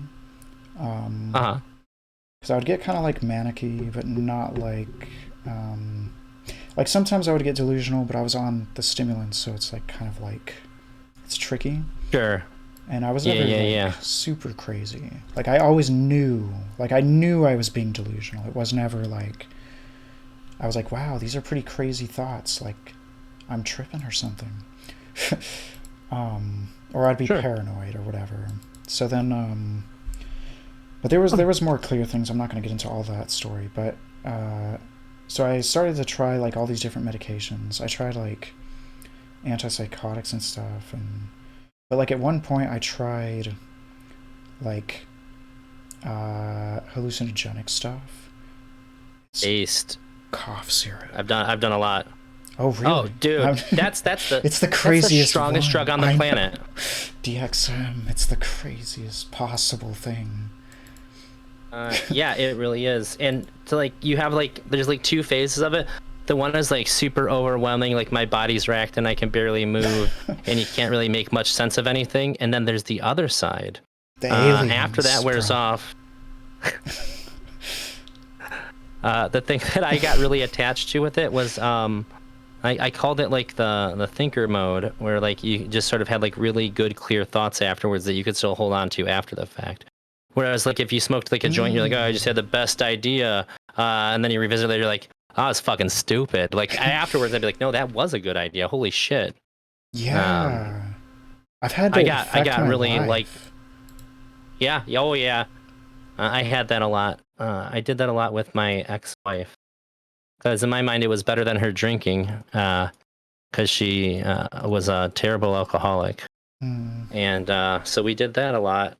And I would always puke, too, because I went with the tablets rather than the syrup. And it wouldn't start. It would like starting right after I would throw up. Yeah. I remember like I tried to force myself. Like it started kicking in way faster one time. And I'm like, whoa. This is going to weird places, and I tried to like force it. Oh no. It was like I was crossing over to like the spirit world or something weird. I had eaten 3 packages of the tablets one time, and it's usually 1.5, and like everything was just fucked. I remember seeing my laptop and I couldn't understand what it was, and when I opened, I was like, oh my god, that was fucked. It's the strongest like thing to impact your mind that there is, and it's terrible. It fucks your liver up. Yeah, I don't know anybody who's like went that route and didn't go super hard into that route. It seems like everybody who does it like this, we doing this. Yeah. I ended up like I went on like some crazy journey where like I stopped going to the psychiatrist kinda, and then I took basically like 100 different things and I was like trying to map it out, all the receptors, and like try to subjectively feel what is going on with them. Oh wow. Yeah. It's kind of sketchy, but I don't do that now. Like I actually don't. I'm not just lying for the stream. I'm too scared to do it now. Is that the second half? What do you mean by that? So like there's like the 2 phases of it. Was that like in the second phase of it? 2 phases of what? DXM. Oh, wait, the 100 things?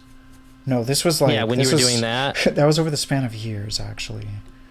Oh wait, but I like gotcha. DXM inspired it though. Okay, I understand. It blew my mind, and then I tried like everything else. Oh, okay. I understand what you're saying now. Sure. All at once? No I, way. I had to stop because it was my last time. I had like Alice in Wonderland syndrome. I For was sitting on the last time? toilet and I closed my eyes. Dude, I closed my eyes and I was just like in my living room chilling and like doing stuff. And then like when I came out of it and like I opened my eyes and I seen the shower curtains in front of me. I was like, oh my God. And I was like, all right, this is bad. This is really bad. We just gotta stop now. Yeah. It's over. Yeah, that freaked me out. And I'm glad that I stopped. It's bad. It's bad news. It's bad for your liver. Gotta be bad for your brain. I think so. Even though it doesn't always feel like it. It's gotta be. Dissociatives I haven't read a whole lot on it. Is that what it is? It's a dissociative? Mm-hmm. It has other mechanisms too, but it is like ketamine or PCP basically. Oh Jesus! Yeah, I bet it's even crazier. What were we doing? It's gotta, dude. It's so out there. Yeah. And it lasts for 12 hours, and there's no like shortening of it. Like this is all we're doing today. I stopped because it put me in this mindset where like I had this realization that all of the social interaction that we have, it's like based on this weird, like I felt like it was like connection was like an illusion or something. Like it felt like I think it's almost like people connect in very superficial ways and they purposely make it superficial so that they can, because they want to connect so badly they're willing to like lie about it or something. And then I started to like apply that to everything in daily life for like a year, and it was kind of bad. But it was also interesting, but whatever. It was horrifying, subjectively.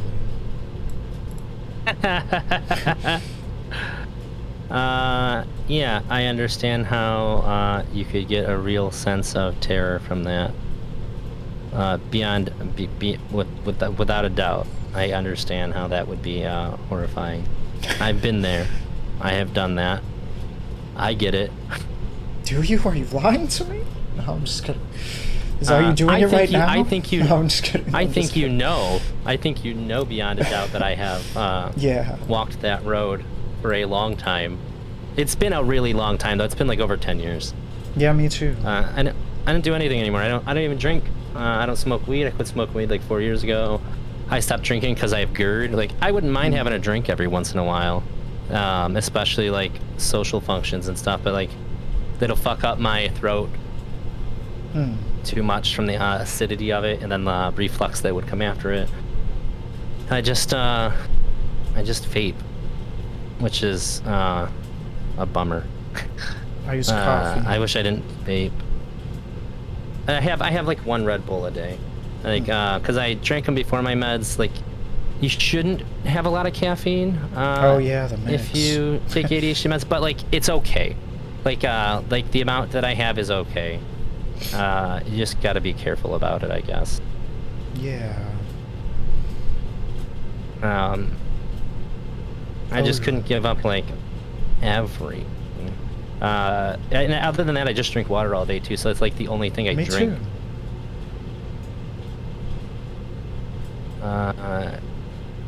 Oh yeah. I was on no medications when I engaged with DXM. And I don't recommend taking DXM. As you can tell, we both stopped doing it for a reason. If you're on any medication at all, before you do anything, just talk to your doctor. And if you're like, I'm going to do this no matter what, then tell them that. Just say like, hey, is there anything I should know? Is there any better way to do this? Like, you can't talk me out of it. So like, this is what's happening. That in mind, how should I go about this? That's like, you should always be abundantly blunt and clear with your doctor. Don't beat around the bush. Just let them know what it is. If you decide that like that's the route you're going to do, although I don't really recommend abusing any drugs. And doctors. But if you do, if you're a doctor out there, make smart. sure you don't scare the patients away from being honest with you too. Make sure you welcome I don't them. think doctors have to. I know. Well, I know some doctors are shitty. Like, if you tell them, like, you smoke weed, they, like, won't see you. Which is, like, come the fuck on. It's 2022. Everybody smokes weed. Like, I guess that's your prerogative, but, you're probably doing your, patient a disservice. Like, my ex-wife would lie to her doctor all the time. I'm like, what are you doing? Are you fucking crazy? How are they supposed to treat you? Yeah. Just tell him you do shitty things sometimes. Like, he gonna figure it out. He doesn't think you're a saint. Yeah. Yeah, I was super upfront with all of my doctors all the time. The idea of not being scares the shit out of me. Right. That is a good point. Yeah, like, what if they do the wrong thing for me? Fuck. Yeah. I don't want that. Accidental Like, based on my surgery. information. Well, or even, like, what if they give me medication that's gonna, like, fuck me up because I didn't tell them something? I don't want to get fucked up. I don't want to have, like, I don't want to end up in a coma. I don't even want to be weird I was doing that around people. Lying to your doctor? back when I was prescribed Adderall. I was like, Oh no. I was scared they would take Adderall away and that I wouldn't be able to do school and I would fail everything. So then I would, like, I don't know, not bring up, like, certain things like manic symptoms. But then I did and it was fine. And then I tried anti-manic drugs, but then later I just stopped everything because, like, I don't know, like, well, I was trying to find You probably something. know. Yeah. I was trying to find things that are, like, less. I felt like I didn't like the side effects of Adderall even, and so I I tried just caffeine, then I tried weed. That was kind of a weird experiment, and I tried, like, a bunch of nootropics. Sure. I tried kratom. Did you try Alpha Brain? Maybe I tried the things that are in it. It probably has alpha GPC or something. I don't know. I I tried. bought some and never took it Huh. because I was too freaked out it would fuck with my GERD. Yeah. My wife tried it. She liked it. They're kind of weird. I think the main, like, drawbacks of them is, like, well, straight up, like, some of the nootropics, so I did, like, one of the things I don't know, I did a report on somebody that got two-dimensional vision after trying a nootropic. Like, Whoa. and I've experienced stuff like that on some of them. Like, it's like you lose your depth perception, or things look like ultra lucid, or, like, it's honestly similar to acid. Like, it's just it's concerningly similar to acid. Even the mechanisms, you can find overlaps in the mechanisms. Was the nootropic morning glory seeds? No, it was Okay. new pets. Just checking. Yeah. I think I tried those, or the other ones, like the baby wood rose or something, or Hawaiian. I never did the morning glory seeds. It wasn't good. It's too out of it's too out of my control to, like, test it and, like, know what I'm doing. Whenever I did something I shouldn't have been doing, I do a ton of homework on it because I'm a fucking nerd, and made sure that, like, everything's, like, on the up and up. Yeah. Because, like, I don't know, I get weary. I remember one time I went to go visit my buddy, and we were, like, doing dabs, and this chick who lived there, like, walks up with, like, an eyedropper with something in it. Says, open your my mouth. I was like, gosh. wait. I was like, is that weed? Like, if it's not, it's fine. Like, you just got to tell me at first. And she, like, looked at me as crazy. She's like, what? I was like, if what's in there isn't, like, a marijuana tincture, I'll still take it, but you got to tell me what it is. I'm not just going to open my mouth and have you put an unknown substance into my body. I have to, like, prepare myself. She's like, no, it's just fucking weed. I'm like, all right, cool. Then yeah. No big deal. But, like, I always thought that was really weird how she was, like, acting like I was being weird. Like, no, you're, like, anybody who just goes, yeah, lay it on me. I think that's fucking weird. Yeah. That's weird. That's like. I just want to know what you're trying to get me to take. That's it. I'm probably chill with it. What if you try to find out why? You like somehow you get to the bottom of like why they wanted to do it like that. Because just she's just being like cool and nice and like sharing and stuff. And I think maybe like I just had different levels of experiences that made me a little more concerned. And like her head, she was probably like, why wouldn't it just be weed? Like, what the fuck? You know what I mean? To like some degree, I was actually being the weird one, but I was being the smart, cautious one too. That's good. I never really did like super high doses of most things. I wasn't like I probably would be curious what it's like to push the limits, but also I'm like very scared of the consequences of doing that. It's a good fear to have. Yeah. There's a lot of people that want me to though. They're like, that's weird. Yeah. Well, partly because like since I like so a lot of the stuff I used to do is like I would write about these things, and so people would be like, I want to trip with that guy or something. And then I'm like, whoa, bro, chill. We're not going to take 10 grams of mushrooms. Like, he's like, but please, though. Right? Like, what if yes? Oh, yeah, the reason for the story. I was trying to escape the ADHD meds. Well, I guess I said it already. And then I kind of like, I mostly, once I tried Kratom, I was using that for a long time, and it actually... Kratom for a little bit. Yeah. It's kind of like, okay. Like, it kind of works. It helped my pain. Yeah. You have pain? No, but on it, the more I got used to it, I felt pain if I wasn't using it enough. Oh. Because, yeah, I know that Kratom's often used as a opiate substitute. Mm-hmm. And for years, I took, like, way, way less than would be prescribed, like the lowest dose of the opiate that I took because I have terrible back pain. So I tried Kratom for a while. And, like, I was never on it for, like active in my system for a full day or anything, but, like, 1 to 2 times a day, I would take pain medicine because I have a terrible, shitty back. And now after I've been on my ADHD meds, I can sort of just, like, manage my pain better. That, and I also started getting massages when I can afford them, which help a lot. But I think that the meds do more than the massages do for my day-to-day, for sure. But Kratom, it wasn't the worst thing. It also has, like, a weird... it has, like, a similar, like buzz that opiates do. And I don't... I didn't like that. I don't like it when I would take the medicine that I was taking then either, because it... So I would make sure that I ate a lot first, so that way I didn't feel that way. Because I just wanted my back to not hurt. I didn't want to, like, get high. Yeah, I kind of used it for ADHD. I was, like, trying to use it like it's Adderall or something.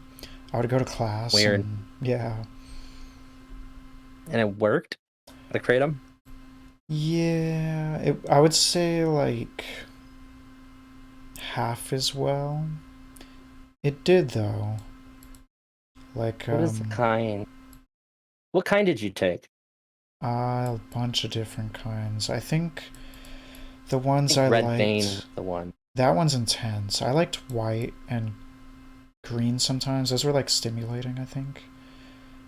I usually picked the stimulating ones, but I did like the red one, too. The red one was very clearly, like, strong. But I only did, like... Yeah, I looked up the best ones, and that's the ones I went for. I think I only did, like... I would do, like, 2 grams. So it was, like... But I went up to, like, 5 one time. But usually it was, like, 2 grams or less, or, like, 1 gram or 800 milligrams. It was, like, really low. Oh, let's see. I feel like there was a one with a weird name. I had I don't know how to pronounce it, but it's like, yeah, Mengda. That one was one of the ones I used for a bit too. But I didn't like the fact that I had to take so many capsules, and it gave me, like, green tea burps. I made matcha with it. Oh, okay. Well, that's a way to do it. I did not, and I didn't really like I was saying, I didn't like how it made me feel when it was like active. Mm-hmm.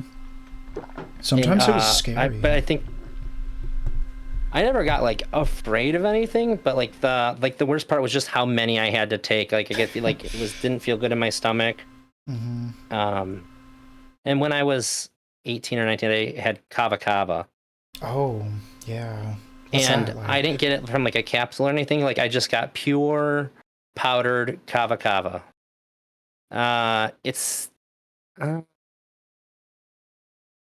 it's like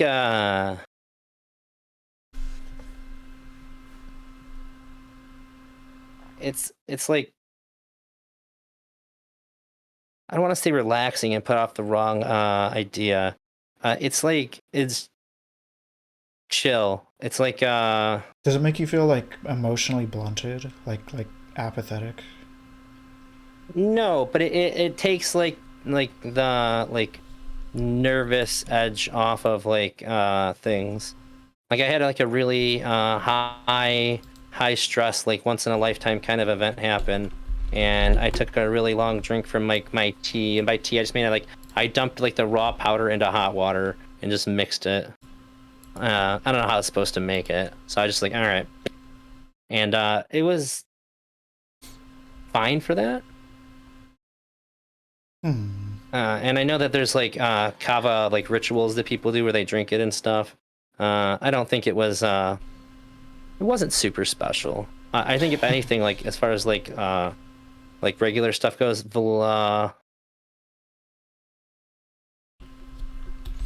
on.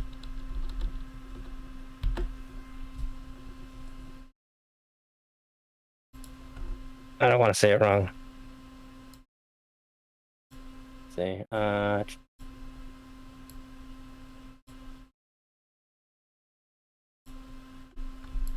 it's like valerium. Oh yeah. Valerian. The tea smells like feet. Yeah, it's bad. But it tastes fine. And somebody recommended it to me, and I tried it, and I was like, "Oh, that's not bad." And it has a really pretty color too. Like if you steep a jasmine tea just right, and it has like gold, like golden. It kind of looks like a cup of honey. It's not as thick. But I wasn't really trying to treat anything with any of that stuff either. I was just like fucking around, being stupid and young. Yeah. Have you tried? There's the red polka dot mushroom. It's called Amanita. Amanita muscaria, the fly agaric. Yeah, like grade A plus plus Siberian ones. Yeah. People don't know how to use those. People they just want to eat them. And like as they are, and like that's not how you're supposed to do it. You're supposed to start off with a small amount and make tea out of them. That's the best way to do it. And then like slowly up it day after day because your body filters it out super duper well. But funny enough, the strongest effect from those are actually completely legal. Yeah. There's no laws against them at all. The craziest experience I ever had with them is I had like a 1/4 pound bag of them, and I was like cleaning them up from like all the like the wood chippy dust stuff in the bag, and like getting rid of it, like putting all that off to the side and putting it back, and I had just like the dust all over my arms. And then when I went to go wash my hands, it felt like somebody like came up and like little static shocked on me. I was like, huh, that's weird. And that was extremely weird. That was a really wild experience, just from like washing the dust off of my arms. Scores more intense than anything I've ever done by like having tea or anything. Like my friend came into the room and there was like very clear visible, not like just trails, but like multiple like with like maybe like this much space behind her of like her, and she sat down and she turned and looked at me, and it was like a bunch of her face, but like I could see the fronts of each one even though they were stacked in front of each other. Very, very weird experience. I don't remember much after that. Yeah, it was kooky. I liked it. Right, I never shit. got like crazy trippy though. They tasted good. That was another interesting thing. They have this compound in them called ibotenic acid, and that stuff is like, it was actually studied as a replacement for MSG, but then it was found to be like not good, kind of. Psychoactive. Not just that. Actually, it was like damaging. It goes into the brain. Yeah. But if you, I think when you dry the mushroom, I think there's not much left. But also, yeah, the ones that I got were like flash frozen.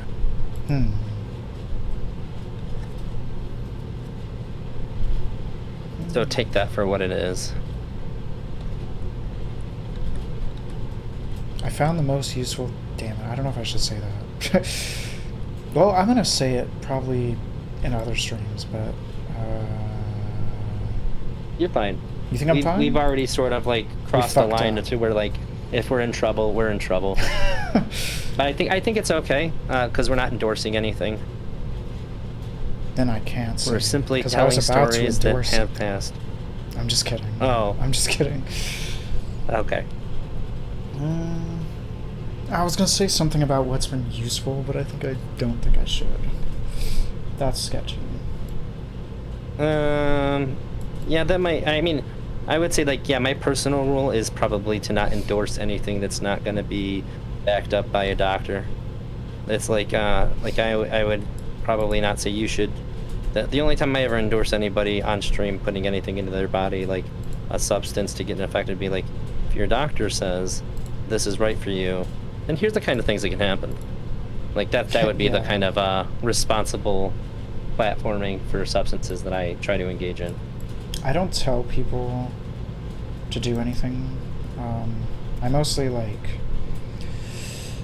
I propose things that are like I don't know, like I talk about, like, let's say, like, if I write about something like psychedelics, I'll write about, like, I'll have a hypothesis that it might be useful for something that it's not yet researched as useful for, and I'll go through a bunch of literature and write, like, a review, and then, but I'll also usually tell people that I think there's dangers and stuff, and I don't know, a lot of people, like, ask me if they should do stuff, and I'm just like, no. And sometimes it feels weird. Sometimes it feels like people are asking me. Like, I'll get DMs that feel for permission. Like, yeah, or they're like, "Can I die at your doorstep or something?" Like, it has that vibe to me. They're like asking if, like, I don't know. Like, there'll be one guy said something really, really intense about, like, I don't know if I should say it, but it was just like the person clearly was like saying they're addicted to something, and then they're like, I'm on so much of it that I'm close to symptom X, and X is really bad. And they're like, I could just tell. And I'm like, wow, well, thank you for letting me know. Should I be calling somebody, or like, it's weird. Yeah, well, I mean, that's the kind of, when you're putting out that kind of stuff, I assume you're just going to attract that style of personality. Yeah. Like, people are going to go to where they want to be heard. I got to use the restroom real quick. If you want to just sort of hang out for a minute, you can keep talking. I'll have my headset with me. Okay. But I guess I'll leave you with this. Where do you go to get your information? Because for me, it's always Erowid. When I was younger and I messed around with stuff, Erowid was always the best resource for me. Yeah, it used to be. Right now, everything I'm writing is like, I'm using like Google Scholar mostly. Oh, yeah, that's good. Reddit has good anecdotes though. I am also going to use the restroom, just so you know, so I'll be back. Sounds good.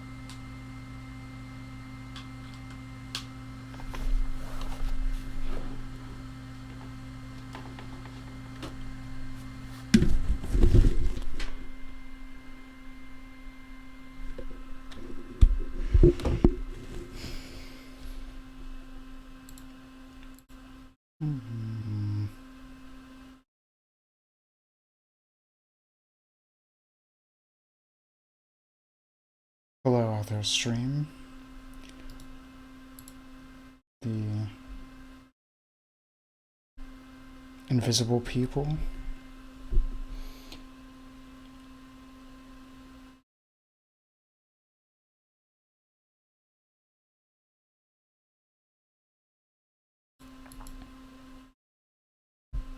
Doing some AI art up in here.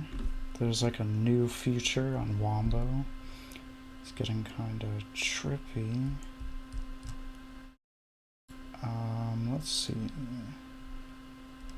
There's better modes though on, if you get there's like a full version, but you can only access it on your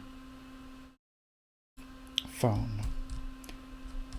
So, I don't know, there's some okay ones. Realism is okay on here.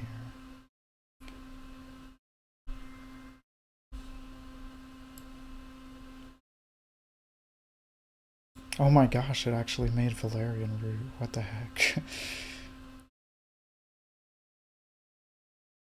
I think it did. Yeah, this is crazy. I think they changed it. That's not the one I'm used to seeing. It's something. It's some root. No, I mean, that's not the AI art maker thing that I'm used to seeing. Oh, yeah, this is the one I use. I like it. I want to see if it comes up. What's it called? Dream? Yeah, Wombo. If you type wombo.art. Maybe I can. Got it. Yeah. Let's see here. I want to make sure that I word mine right. Because only like 1 out of 9 were good of my one. Let's see. Start. Dog, alien, jumping to the moon on Mars with a forest. For a while I was doing streams where I would just like do AI art like this, like gambling.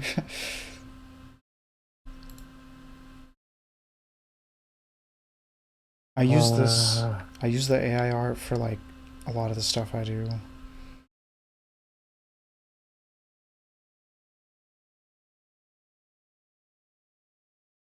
Whoa.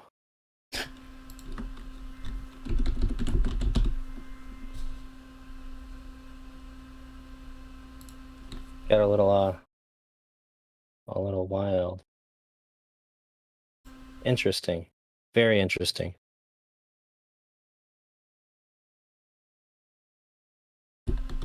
Huh.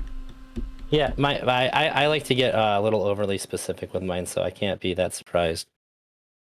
Yeah.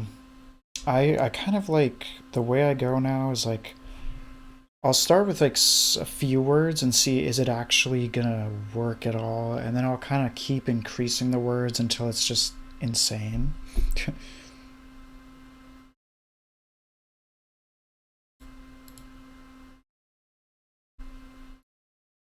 I think they changed how it works recently. Like, I think they're added the stable diffusion to it, possibly.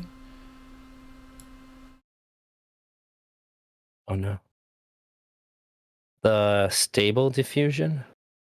Yeah, there's a new AI art engine or something like that called Stable Diffusion. Interesting.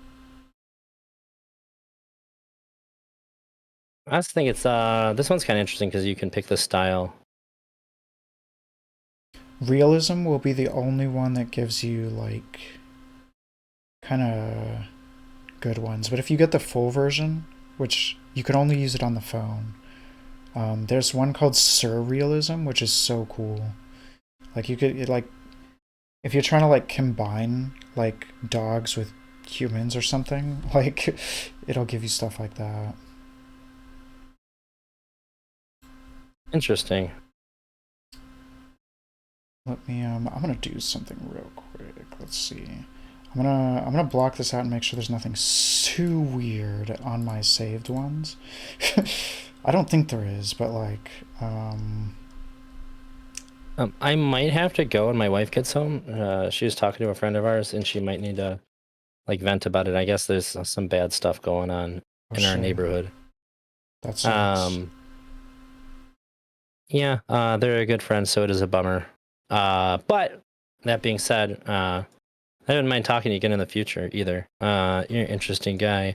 We definitely got off topic, but like in a good way. That's good.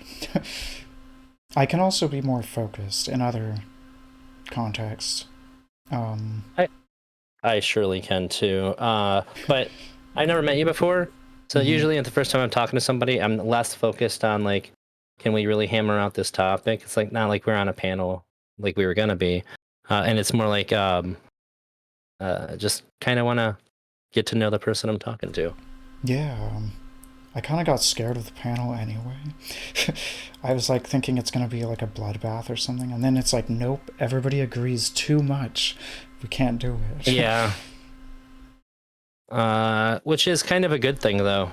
I'm kind of glad that everybody agrees so much that the panel just kind of couldn't be, because that means that there's less people that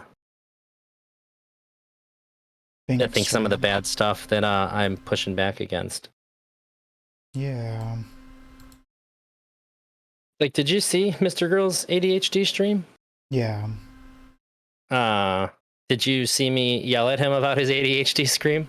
I Stream think so. on the hotline? You were like first almost, right? Or somewhere in the beginning? I was like an hour and like 40 minutes in. I think I saw it live. I'm still rewatching it. So like. Okay. Yeah. It started off as a Twitter fight, but he mentioned me right off the bat. Really? He said some people are really upset. He's like, ElderDrazi is, I know, really mad. And I put into his chat like I'm here. You want to fight about it? And so he was like, oh God, he's already here. Yeah.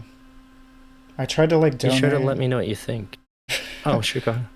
Oh, I tried to donate to him during the stream. I sent like $10, and I'm like, can you please just let me be screened and come on right now? Oh, that was you. Yeah. That's not how this works. Yeah. No, I did get screened though, but I noticed I'm not on the Yeah. list. Weirdly. But it just takes a little time. Okay. Yeah, that's Baby decides who comes on. That way there's like no incentive. Like that to prevent things like you just mentioned. Yeah. Baby handles Corruption. it all. Which is, it's a good thing that it's like that. Yeah. I'm trying to corrupt the system. Waving my $10. Yeah. I mean, yeah, a little bit though, right? Yeah. I didn't really think it was gonna work anyway, kind of. I was just kind of like, I don't know. You was feeling it. Yeah. I get that.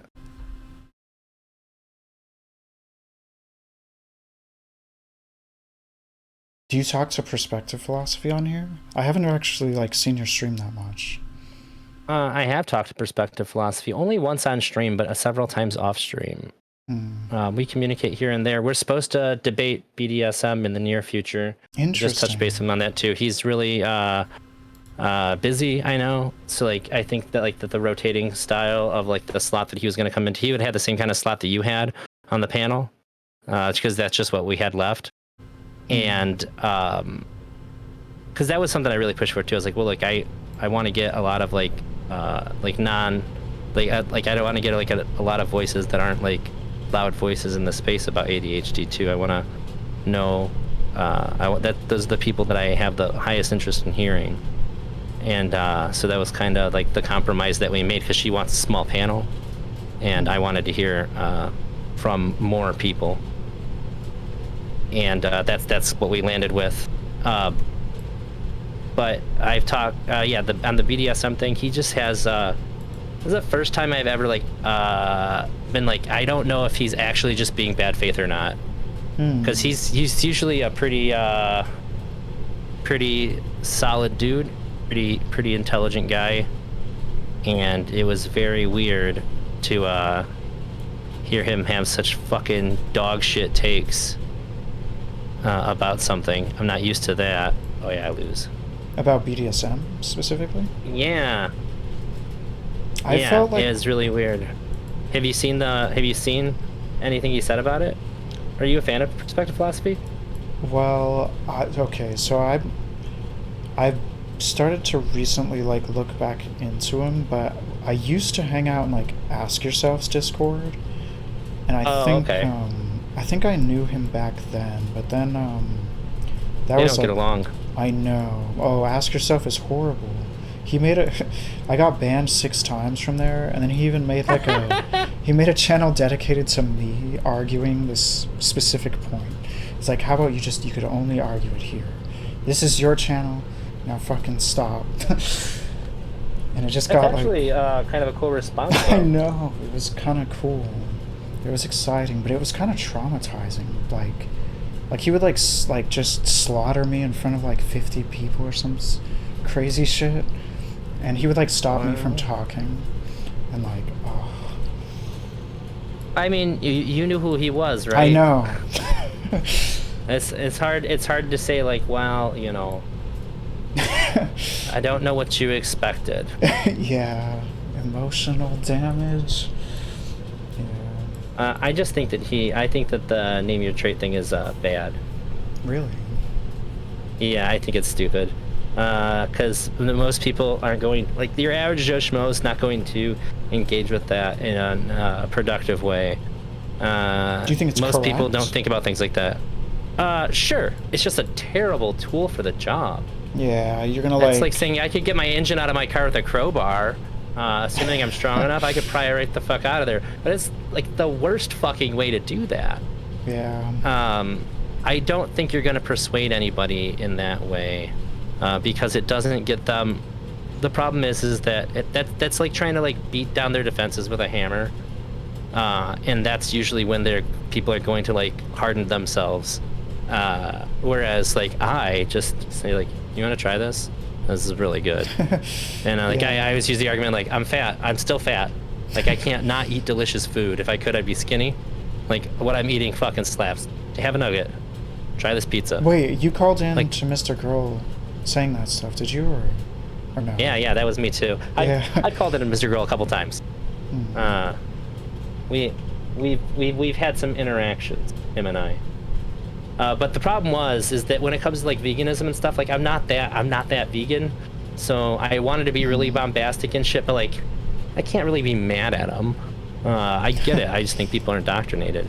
So it's not like I could go like super duper hard and just like fuck you and like be, angry, because I'm not angry about it. I'm sad about it. Yeah. But when it came to ADHD, I was fucking pissed. I was really, really mad. So I was able to deliver the bombacity that I had promised prior. If I'm on the list tomorrow, I intend to bring up psychedelics. Oh, really? I think he's hard to move on that. Yeah. I don't know if he's Are you gonna try to get him to think that they're okay? My take is going to be, yeah, partially that, and that also our sense of like self or like being authentic. It's like actually we're programmed by rewards and punishment throughout our whole life, and I think that can be changed. And then you might think that we shouldn't be changed. I think he'll say that that's just what being a person is. I think if he said that, Something like that. I would think then let's just be another kind of person. That's fine too. And he'll say, well, maybe I don't want to be another person. I like me. I like who I am. I like my brain, how it works. Well, I don't Fuck want you. him to take psychedelics. I think that's what he'll say. Oh, gotcha. I don't want to destroy his okay. YouTube channel. No, I'm just kidding. I don't know. I don't think that would happen, actually. But, No, I don't think so. yeah.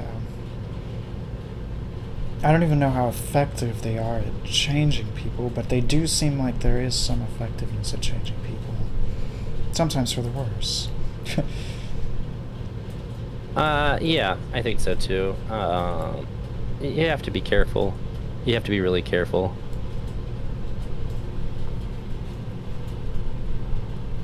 I don't know if Mr. Girl would do well with that kind of thing. Taking them? Yeah, I think that he might not be the best for that. Hang on a minute, Sid. Let me see if I have a standard deck. Sorry, that was viewer challenged me to a game of Magic. I don't know if I have a deck for him. Let me check, buddy. I do. Okay, we're good. I'll use my meme deck. We're good. Just waiting for you to accept. Yeah, I don't know if he'd do good with that. I think he'd freak the fuck out, just on like small things. Even if he just got like that sense of like floatiness, or like that sense of like not being super rooted, that would fuck him right up. Like he would hate it? Yes. Well, I don't think that he's capable of not ruining it for himself. Yeah, I can see that. Does that make sense? Yeah. I think just the way that he would react would just send him down like a bad path, and that would be end up being bad. So I think that inherently psychedelics would be bad for Mr. Girl, because I don't think he could engage with them in a way that makes them positive. See, your mindset going in is super, super important. Yeah. Because he believes they're bad, he will have a really bad experience. Yeah. You know, one of my arguments that I don't know. So one of them is that I think psychedelics are like placebo enhancers. Like that's one of their mechanisms basically, is to like they make it so that like, so we all work by having like, it's like our perception of everything is super filtered through how we anticipate it's going to be. Like we're constantly like making assumptions, jumping to conclusions about how every next moment is going to be and what we're going to feel or think or everything. And I think like psychedelics, I think they do something that disrupts the part of us that has those rooted assumptions, but at the same time, I think whatever you believe in those moments is happening becomes much more convincing. Like you've been hurled out of your little bubble of normal assumptions, and now you might freak out and form like assumptions like, oh, I'm dying, and then you'll start like feeling like you're dying. You're dying. Yeah. I guess the best way for me to think about it is it lets you, to some degree, like choose the path, like the path that your mind's going to take about things. Like, instead of like having like the set forth ways of thinking about things, you can just kind of like, well, I don't know. Acid you have more control over than if you take like mushrooms. Mushrooms is like, okay, we're gonna do what we're gonna do. Acid's kind of like, all right, you're in the driver's seat, but you're in the driver's seat of an alien spaceship. So as much as you can figure out, you can figure out. Yeah. I don't take like when I take them, I don't take like super high doses. So what it's been like is kind of like, oh, yeah. I won't say how many I've taken at once, but like all of them. More than 10. Oh, really? Yeah. That explains. I was reckless. No, I'm just kidding. I was kind of like reckless, and I just wanted to see. Oh my. And I saw. And then I watched some Tool videos during that too. That was interesting. Definitely some of the imagery invoked some kind of experiences amidst that. One of them that I described at the time was like, I was like, oh, I experienced fourth dimensional space. The best way I can describe it is like there was like an outline, like my outline, like, and then like it was like that, and then everything outside of it, rather than like how it normally is. I think I've had this on weed. Oh. The first time I ever did weed, I took 3 dabs because I thought I was never gonna try weed again, and I'm like, I have to go and do it all the way. Wait, Instead of smoking pot, you did 3 dabs. Yes, and it was You're traumatizing. It was fucking crazy. madman. Yeah, the first few times you smoke pot, it's like a psychedelic experience. I was like, every step that people took, it was like somehow synchronizing to something I did. It was like everybody's dancing, and then like there was some weird entity feeling coming from like the ceiling. Like I thought, like, I don't know. It felt scary. It felt like something creepy was watching us or something. Wow. That's not really what pot's like. Yeah. Oh, I did weed a lot though after that. After that, I was obsessed. Like, I was like, oh my god. This No is peeking, insane. Sid. Oh yeah, don't cheat. Um. I'm gonna make you large on the screen to cover up my hand. Epic. Hello, everyone. You can look at me now. You don't gotta. Yeah, there you go. You don't gotta close. You can just not cheat. Yeah, it's yeah, I smoked pot for like 17 years. Holy shit. Something like that. And for like the latter half of it, probably like every day, several times a day. And then I just decided I didn't want to do it anymore, so I didn't. Yeah. That's really that whole story.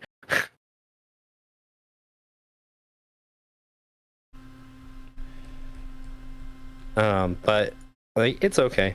I thought about smoking weed again. I told my therapist, and she's like, why don't you wait until after you see the psychiatrist, and then decide, is this just frogs? And if you wanna do it. And I was like, okay. I mean, like, yeah, that's fair enough. I will wait. And I decided that I did not need to, so I didn't. That's pretty much it. But I was close to doing it again.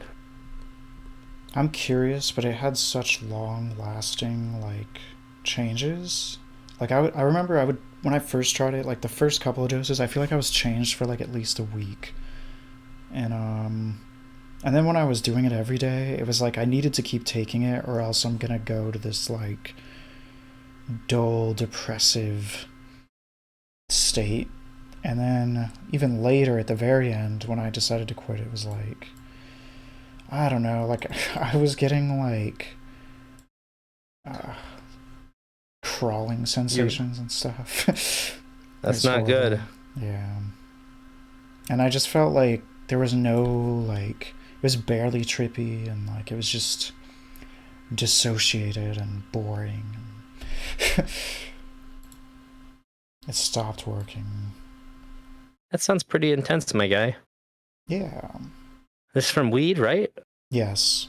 Weed has been crazier than psychedelics. I've taken psychedelics where it's like, I don't know, they don't leave me with as much lasting effect, and actually they bring me out of like, so like weed will make me kind of like psychotic a little bit or something. And psychedelics though, I'll be like, I've had times where I've had some weird fixation on a belief that was like paranoid for months, and then I dosed mushrooms, and then it just kind of stopped, like, and that's actually where I found use in them. And so some of my projects have been focused on that, actually, which is kind of actually a risky topic, I think, because people with those symptoms should probably not be doing them, but also actually the research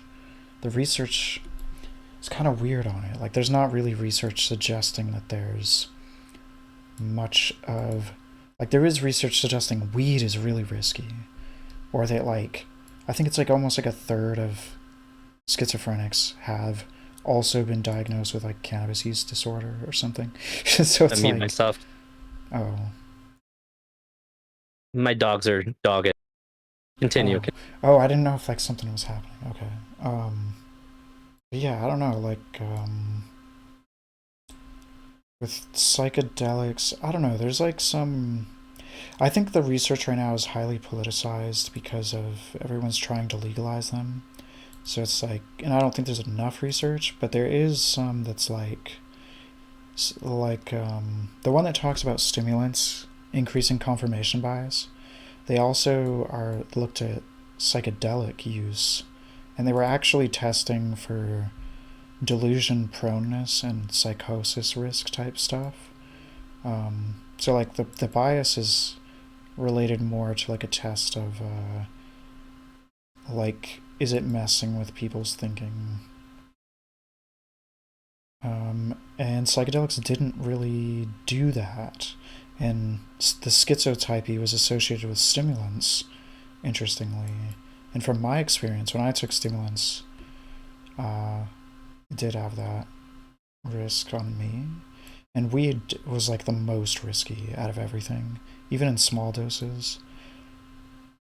But psychedelics weirdly were useful. Did we give you anxiety? Wait, what do you mean? Like, I stopped smoking weed partially because if I took like one hit too many, I would end up feeling super anxious, and I hated that.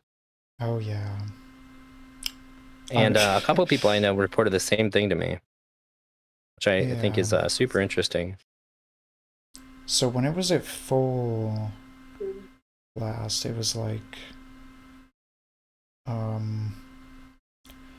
I would take weed and it would be like I would do this stupid thing where I was like, I would use like whether or not I'm like shaking and freaking out is as like a sign like, okay, I'm almost to the trippy psychedelic space. Oh. But later, yeah, it would make me more like dissociated and like I can't just laugh with people. I become like serious and formal and scared, and I hated that.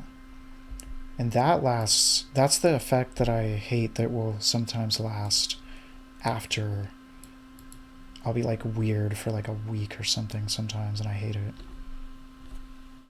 Sure. Oh, that's game over, Sid. Did you win? Yeah. Okay. He didn't block, and I got enough counters on my stadium. And it's Magic? Yeah, have you ever played Magic? I played Yu-Gi-Oh!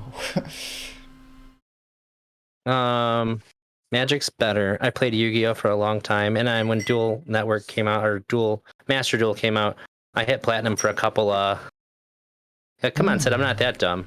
I played Master Duel, and I hit Platinum for like the first couple seasons. I was like, Yu-Gi-Oh! Is just like I build a giant robot, and you build a giant robot. It's who's faster at building the giant robot. Magic is like we're playing chess and poker at the same time, but we each bring our own chess pieces that have like unique abilities. In Yu-Gi-Oh! I had a Mystic Piper deck, and it was like so manipulative and weird. I should probably I think this is it, right? I will go until the end of this next Magic game. Okay. Mystic Piper, here we are. Contribute. Yeah, level 1 deck. I would have like effect feelers and battle faders. And the thing you do, you creature swap all these shitty cards, and then you take their stuff, and then you like synchro with their stuff. That's silly. Yeah. Oh, is it like Blue Eyes Piper? That was one of them. I did that. Mine was Chaos Piper when I stopped. Actually, most of the best decks were Chaos Piper. I did a Quasar one too. That one was fun, but like, it's kind of weird. It's like all or nothing somehow. I hated the game. I'll just tell you up front, I'm a bad person. I played Tri Brigade, Tri Brigade, and like the little bird girls and Tri Brigade cards. The bird girls. I think I remember them. Laceric or whatever. I don't remember Tri Brigade though. It's nonsense. I just get like a ton of what's the big thing called? The newest. I get a bunch of link summons out, and then I get a bunch of XYZs out, and just like prevent myself from like ever having any consequences from anything, and like I just win on the next turn. That's Yu-Gi-Oh's not fair. Yeah, that's why I stopped playing actually, because I noticed that the game was like, it started to almost become who goes first wins, and I was like, no, the game is ruined. Like, this is horrible. Like, you stop every single thing now. Like, there's just no playing. There's no like. I feel like it doesn't have strategy. Like yeah. There is a little bit. I also played what's it called? Something Tron. Fuck. Yu-Gi-Oh. What's it called? Why am I on images? Oh, because I'm looking up your card. Oh my god, it's just talking about the fucking people. Oh, it's called something Tron. And like you just stop them from doing anything they ever want to do. Is pretty much how it works. You have to be a bad person to play that one too. I think it's like, see, I want to say Blue Tron, but that's a magic deck. I can't remember cards with Tron names right now. Drytron, that's what they're called. I played Drytron because I'm a piece of shit. I didn't even learn the new meta. I just like went in with like anti-meta. Like I noticed that, I don't know, like I would basically run cards that stop them from getting to like those disabling link cards or something. Yeah, I think that's cool if you could. I didn't wanna learn the game good enough to do that. I didn't have it in me. Well, me neither. I stopped. That's fair. It got like my friend was still playing, and it was just like I would lose 60% of the time, and then like I don't know, or more than that probably.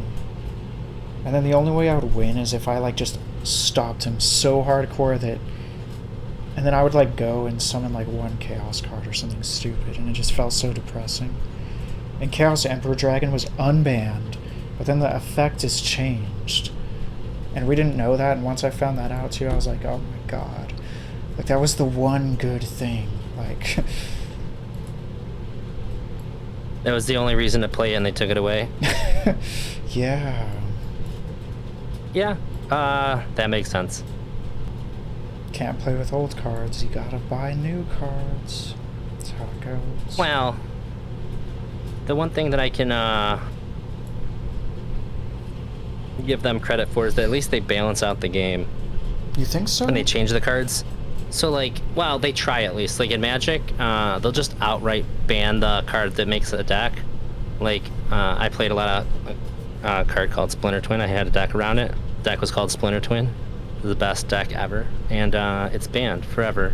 Like you just don't get to do it, and I'm very sad about it. I miss it all the time.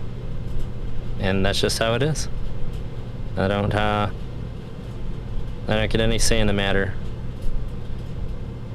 You win this time, Sid. Oh, he won. All right, she's playing. If you ever want to learn how to play, I'm doing in the future. I'm doing some like Magic streams. Well, I guess you're more on the psychology and research side. As I say, with people. So I've been outing people in Twitch poll for being Magic nerds. Epic. I might be willing to learn. I have to like think about it. Probably. Well, I mean, it's like maximum of 4 people at a time, just playing like Commander, because everybody plays Commander. And because I don't know if you know who Will and his channel are. But he's a good friend of mine, and he challenged me to a peasant commander deck. It's basically you can only use commons to build your deck, but you get 6 uncommons, which should be in Yu-Gi-Oh. Everything's just like common or then like rares. and like up from rare, so it's like one of in a pack. Magic, you get like 8 uncommons, 3 uncommons, and then like 1 rare mythic in a pack. That's how that works. So there is like a separate, like an additional like rarity slot in Magic as opposed to Yu-Gi-Oh. Do you play Dying Light? I have played Dying Light. I bought Dying Light 2, and I haven't played it I didn't like it. yet. I hate the mechanic of I have to like keep on getting back to like light. Like Oh, don't tell me about it's like in that. Dying Light 1. Oh, okay, yeah. I don't know about the game. Yeah, then I won't yet. say anything. I got it like right out the gates, and like I got super annoyed by like the primary mechanic in the game. Primary, oh no. Yeah, people are like, no, it gets better. And I was like, yeah, well, maybe I don't want to play a game that I have to wait for it to get better. Yeah. I'm playing Xenoblade 3 right now, and I almost feel like that's happening. Oh no. Yeah, it's my favorite series too. It's like, oh my gosh. But I think it's gonna get better. They always are kind of weird. Well,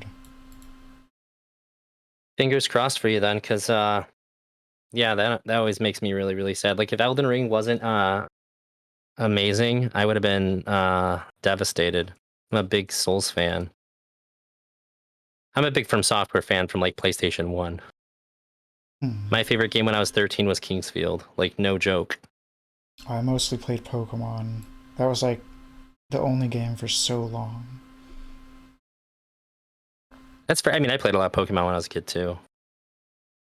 But like, I don't know. I might have been. It's like I'm 34. I'm 30. Well, I'll be 34 soon, and so, that might have like that's I think I was like shit, I was definitely in elementary school when Pokemon came out. I found out Pokemon existed because I asked my friend like, if you could have any wish in the world, what would it be? He said that I could watch every episode of Pokemon. I was like, what the fuck are you talking about? There's like 2 episodes out when he said that. Oh my gosh. So then I started watching it from there in the mornings before the school bus. A lot of passion. That's how old I am. Yeah, I'm 30, so I'm close. But True, you're not that far away. Yeah.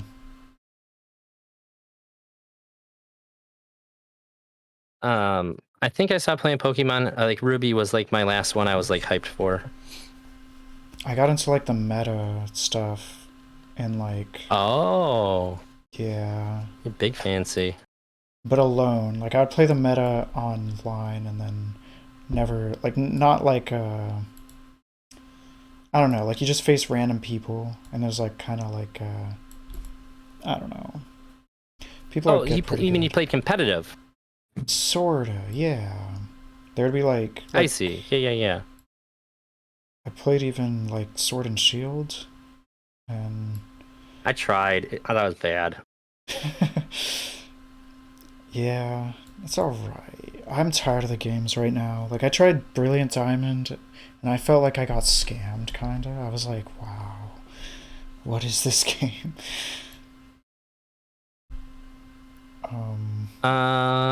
Brilliant Diamond. Oh, sure. Yeah, it's just like remastered. Why scammed though? I feel like you had to know what you were getting. Oh yeah, people were talking shit about it way before it came out, and I knew. Oh. But okay, so like all the other remakes, like the Ruby remake was really good. But and also Heart Gold and Soul Silver was good. Even the remake I played of Red. those. Yeah, they had like new stuff. Diamond and Pearl, not so much. Like a little bit. But like I thought they were gonna update the game to be like Sword and Shield or something, and then they didn't. It was just the same game. Oh, I see. Chibi 3D, like. But there were some additions, but it wasn't good enough. But I didn't beat it, so I don't know. Maybe I'm just. It was also too easy. Like you could just. It was like you didn't have to do anything. You just win. Sure.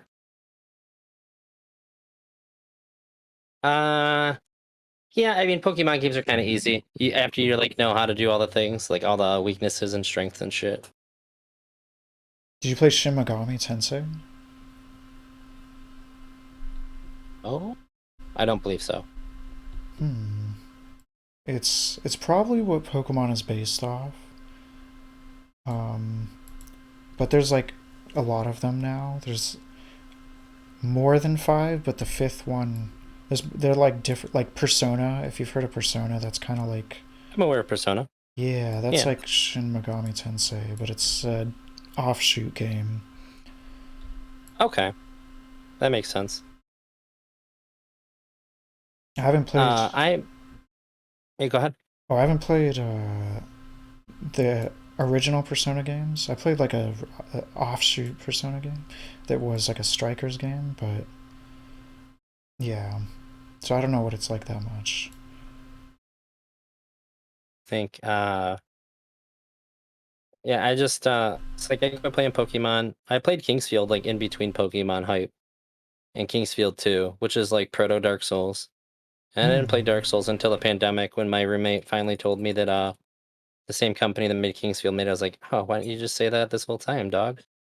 I'd have been all about it. Because Hmm. he was always like, you should play Dark Souls. You'd love it. I'm like, would I though? Would I really? It's always like And that. yeah, I love it. Yeah, they're my like Dark Souls 1 is my favorite video game like ever. Hmm. Although Elden Ring's better. I like I'll give it that. It Xenoblade. is better. Yeah, I don't know anything about Xenoblade. I probably would like it though. It's crazy as fuck. it's it's a RPG. It uses mechanics that are like uh I don't know, like it's not turn-based. It's kind of complicated to explain it, but you have to like It's like Kingdom Hearts constantly. style combat. I haven't played it. No, Um it's like kind of like a 3D like action RPG style. it's somewhere in between. So there's like layers. There's like an auto attack that just happens, but then there's like special moves, and that's what you actually are paying attention to. Okay. And you'll like there's like different like combos and different things that, and you have to time everything right. Like if you time the attacks in a certain like way, then uh I don't know. And there's like strategy where it starts to feel like a board game too. At least the second Oh. game. The second game is good. So far, I don't like the third combat or the first game's combat that much. Um, but but the story is really what's good. The story is so ridiculous and crazy. like I've heard nothing but good things about Xenoblade. mhm. All right, maybe I heard once that like one of the games wasn't as good, which was like a tragedy because they're all so good. I bet people talk shit about the second game. Everyone's freaking out because it was like, I think the artist that made the characters was like a hentai artist and stuff, and like it just got like Based. it got weird. It got really weird, kind of. But it was like still it's not like there's sex in the game though. But it's, I don't know. It's pretty much worse than if there were sex in the game. I don't know how to say it else than that. Yeah, everybody wants to moralize everything. Yep. Like, I get it. It's stupid, but I get it. I felt conflicted. Like, I don't know. Like, it definitely is objectifying. But I also am kind of like, I'm not sure. I don't know. It's a weird thing.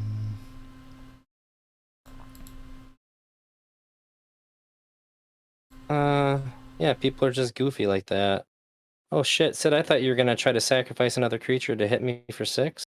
But I have something to stop that.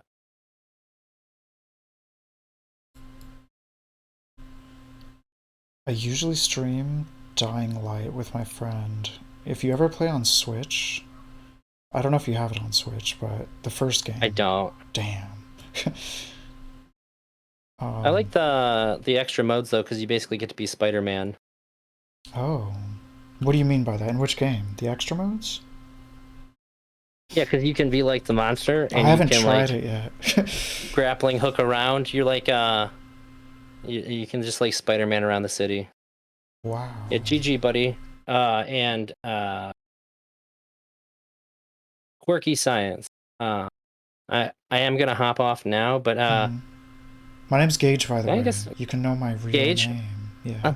Okay, yeah, I'll call you Gage from now on. Then you can call me Jay. You can call me ElderDrazi. Call me Elder. You call me Drazi. It's up to you. I don't mind any of those things. It was nice to meet you, and hit me up in the future. I don't mind talking to you. You're a cool guy, and maybe if you want, I'll boot up my Master Duel if you want to play some Yu-Gi-Oh, because it's basically We can free to try. play. Yeah. Like if you ever wanted to play it and like you don't have like the stuff for a new deck, you can just make a new account, and it's like your first 1.5 decks are like free to build. I didn't even know you had to pay. What Good the night, Sid. hell? You can yeah, you can pay. Like you even like the stuff they give you for free is enough to get the battle pass and everything. It's crazy. Yeah. We could like I have a friend that's like super into it and made his deck all crazy. Maybe we could just we'll all try it out or something. Yeah. I'll see if my decks are still legal, and if they are, then I'm good to go. If not, I'll figure something out. I have a meme deck too. It can win fast, or it can win. It doesn't necessarily win against like super meta decks, but it can. I believe. Thanks for. You're almost on camera, bud. Oh, do you have I have a dog. Oh, it's hard to see. What's up, buddy? There you. Yeah. Yeah, he doesn't have a whole lot of light on him. Can you be a nosy, bud? It's cute. He's a good dog. He's a rescue pitty. He was outside of my wife's job, and everybody was like taking turns babysitting him, and I was like, okay, he's good. We can have him. It's cute. I'm a little weary because she works in a vet's office, so like kind of have to be like a little more like I have to have a bit of conviction, otherwise like we'll end up with 1 million animals. Yeah. Yes, I choose to correctly. Otherwise, our house would be insane. I used to have. Oh yeah, it was nice to. Oh, go ahead. Oh no. No, we should just end it now. Let's do it finally. The ADHD is getting too rough. All right. Well, you're in the Discord too. If you ever want to share anything cool or interesting, go ahead, and I'll probably respond to it. I have to be a little more active in my Discord, but whenever somebody puts something in there, I respond to it. Okay. I can invite you. All right, have a good night, buddy. Too. Invite me to yours as well. Okay. Thank you again for chatting. Yeah. Yeah. Thank you, and sorry about the panel, but we'll be in touch. You have a good night. You too. Goodbye. Bye.